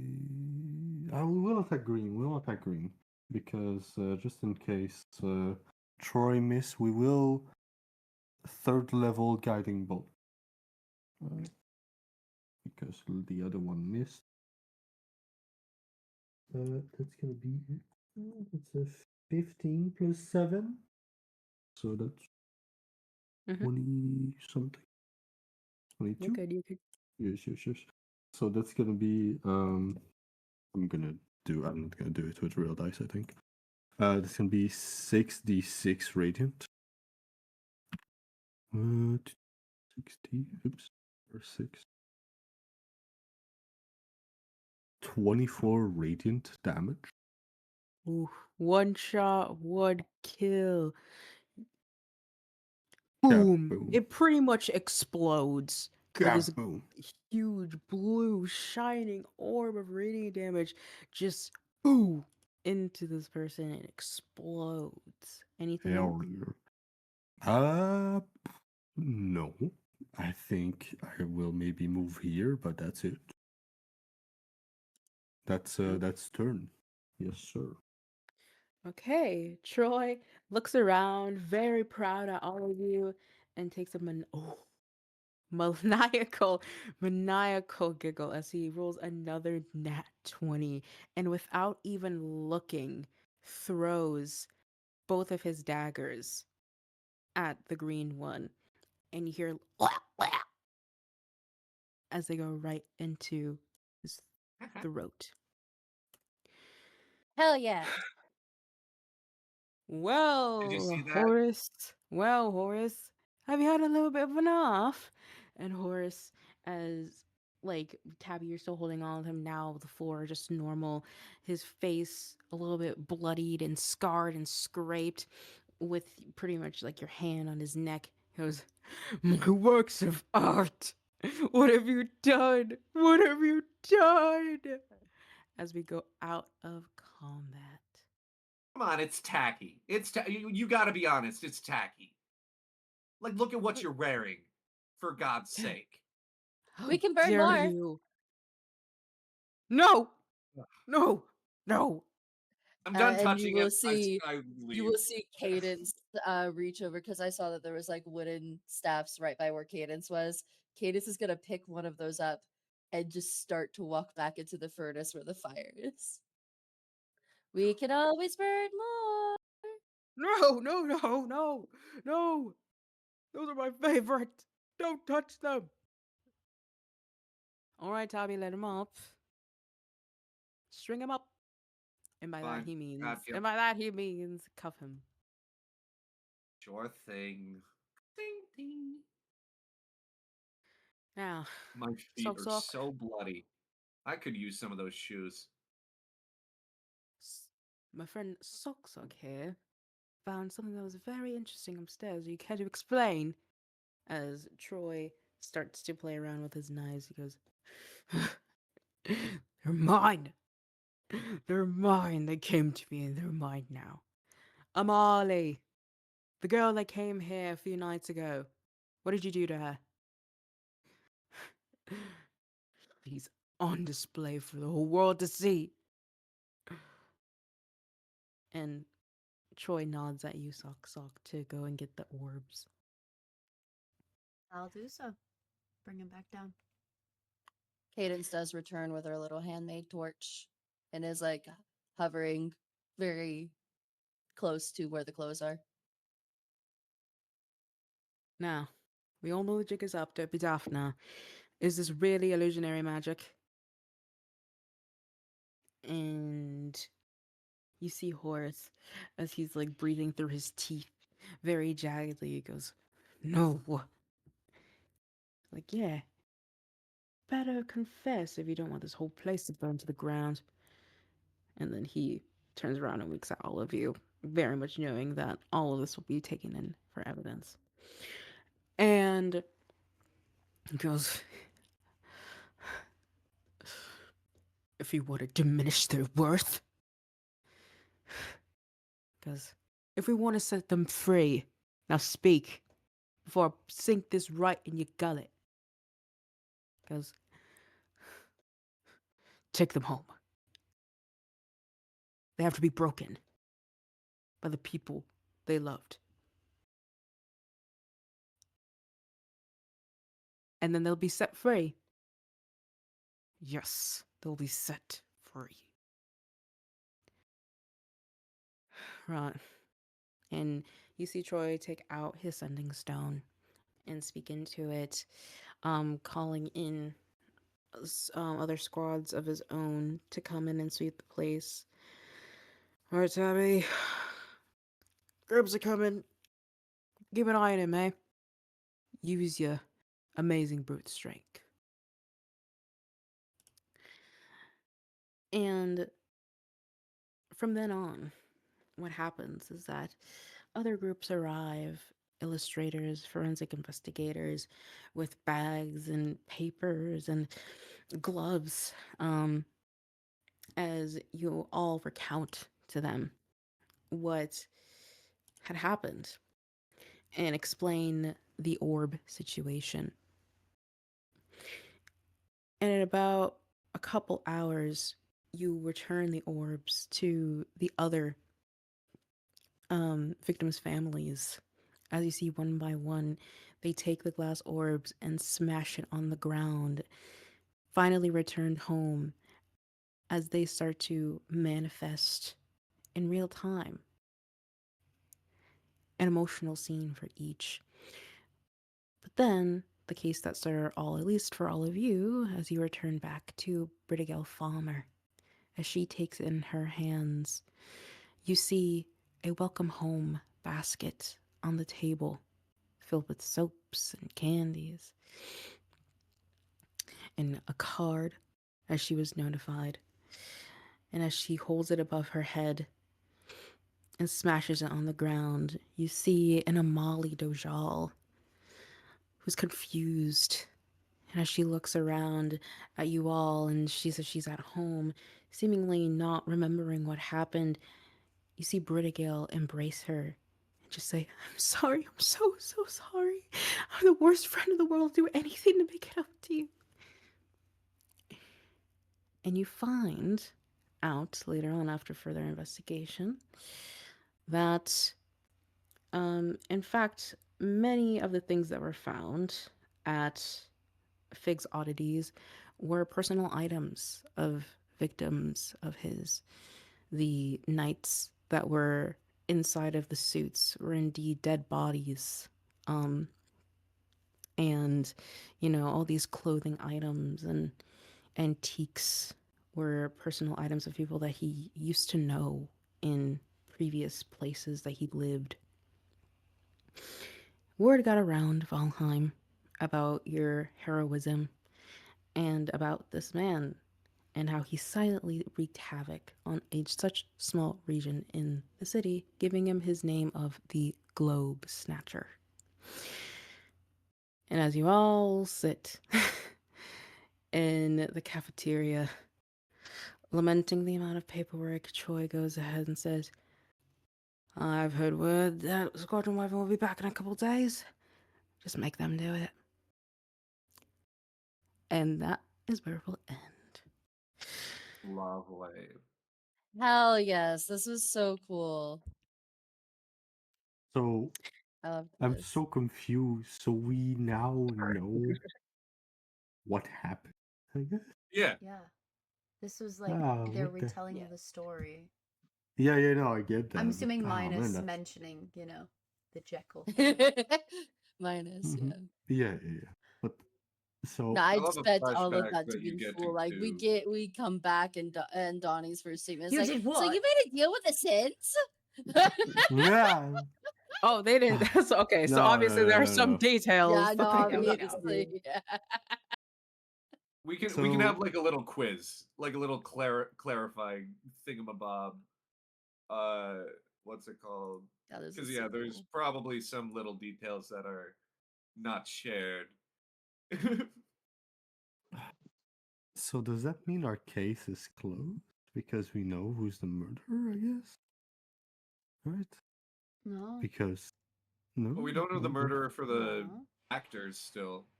Yeah. Would it This is a- not? Or for Britigale and Yeah. Yeah, technically Amelie. we technically know that they were involved with the globe. Yeah. We need to find a connection. Right. Figure out, okay, was it Well- because Amelie Right. Well, wasn't they have to return home and be broken? Yeah, and they were. Yeah. So I think Britigale is happening to be a victim of two things. it's Yeah. possible. Oh. But this tells us nothing Oh, about the I'm sorry. killers.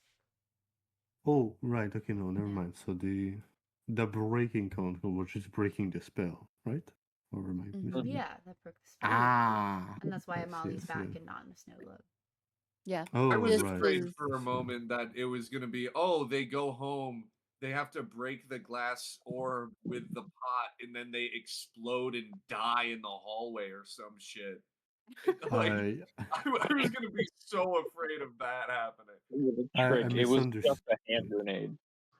I misunderstood. I thought the breaking part I Um, thought was the explanation on why they killed each other. No, No. pretty much like Horace was found. Well, first of all, he was arrested and sent to Blackwell prison, but he was You're- found to be some sort of necromancer And so he would do crazy things with his victims, but with his newest invention, he would simply just like reduce his victims into these snow globes and trap them there. And the only way to free them was just to break it in the place that they had abandoned or left by a loved one. So lost and found sort of thing. Cool. Okay, so Nice. Do we have the names of the other missing people? Did he try to infestation me? Never Um, yet. you don't at the Mm, I think moment. so. Did I say it? No, I didn't. You don't at the moment, but I can definitely get back to you guys on that. Cool beans. Thank you. Hmm. Our Moonell, what was her instrument of choice again? Who? I think she was Our a first singer. victim. Yeah, Was it the she was a flute? singer. Was it Oh, only just a no, no. singer, or did she have an Wait. instrument of choice? Ricky's There's wife. a second thing. Oh, I she think was just so. a singer, but she used a lot of different instruments. Okay. So not instrument related. But she is a craftsperson True. Mm-hmm. or a And so would Ricky be. creativity Yeah. minded person. So You're is very An Ricky. right. artist. Well, yes. And just to make sure, so like Squadron Viper, like the squad who came to the house and the lieutenant wanted you to talk to Squadron Viper to get more information on the relationship between Britta Gale and Amali. Mhm. Yeah. That was the specific intent. Makes sense. No, That was really I'm just cool. tying things in my brain. Trying to find, because the case that we have right now is really similar to the original case Yeah. of. Yeah. I mean, we have another murder suicide on our hands of people who would not do murder suicide. Signs of increased aggression, Depressive guilt. episodes. Yeah, A slight sign of inner conflict. yeah, and One of them being like a stigmatized, aggressive.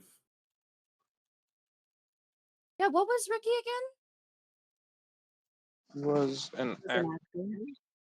No, what was Asshole. he? Actor, but he was a Goliath, I think. He was Yeah. Goliath. He was half a Goliath, wasn't he? Or he was full Goliath? Something I like think he was that. half. Are they all Half, I half think. something? Half Goliath. Half Yeah. Goliath. Goliath. Because we have signs of guilt from whoever was the instigating party, because we have the "this is my fault" up on the walls, and then the scratching on Ricky's face. Yeah. Like severe signs of guilt. Oh wait. There was something in the city news about Harvest Time Blues. Huh? In the I'm last not city here for the news, Harvest there Time was Blues. Harvest Harvest Time Time Blues. Blues. It's basically like seasonal depression. Yeah. Yeah, I don't think seasonal depression causes murder No, suicides, but I could be but wrong. I'm wondering you've if never there's any sort of relation there too, of like, oh, okay, you know, Amelie and Britta Gale went through a traumatic experience. They're having, you know, depression, whatever. Maybe they're all going to see the same clinician for services. You know, I didn't trust the 'Cause- lady that was talking about my mom and No. dad. Yeah. I don't like Dr. Bridgie because therapy's not real. And It's then the her. original couple, mom had died Yep. for her, Miss Mabel, and Ricky was also upset because she was upset and he couldn't do much about it. Yep. So yeah, I there feel like was. it might be somehow thematically tied to internalized hatreds. Or In pent up which, anger. yeah, like the internalized things about these people are being magically amplified and externalized. So it's like, oh, maybe the lady, maybe Maybell was like not able to have a child or something, got super depressed, and they're like, oh, we can't start a family, we can't do anything. and the internalized like fear of all of that was the reason that like her guts and stuff were torn out or whatever. And then he's like doing some other, but I don't know. Yeah. I'm trying to think. I mean, it sounded like the precipitating event for Maybelle's depression was losing her mother. Yeah, there's some. But I mean, Yeah. there's multiple factors in anything. There's definitely increased aggression. My brain just went. So you know, like the first Zootopia movie. Yeah. Going I'm gonna end the wild. recording there. Yeah. That's a perfect The- spot.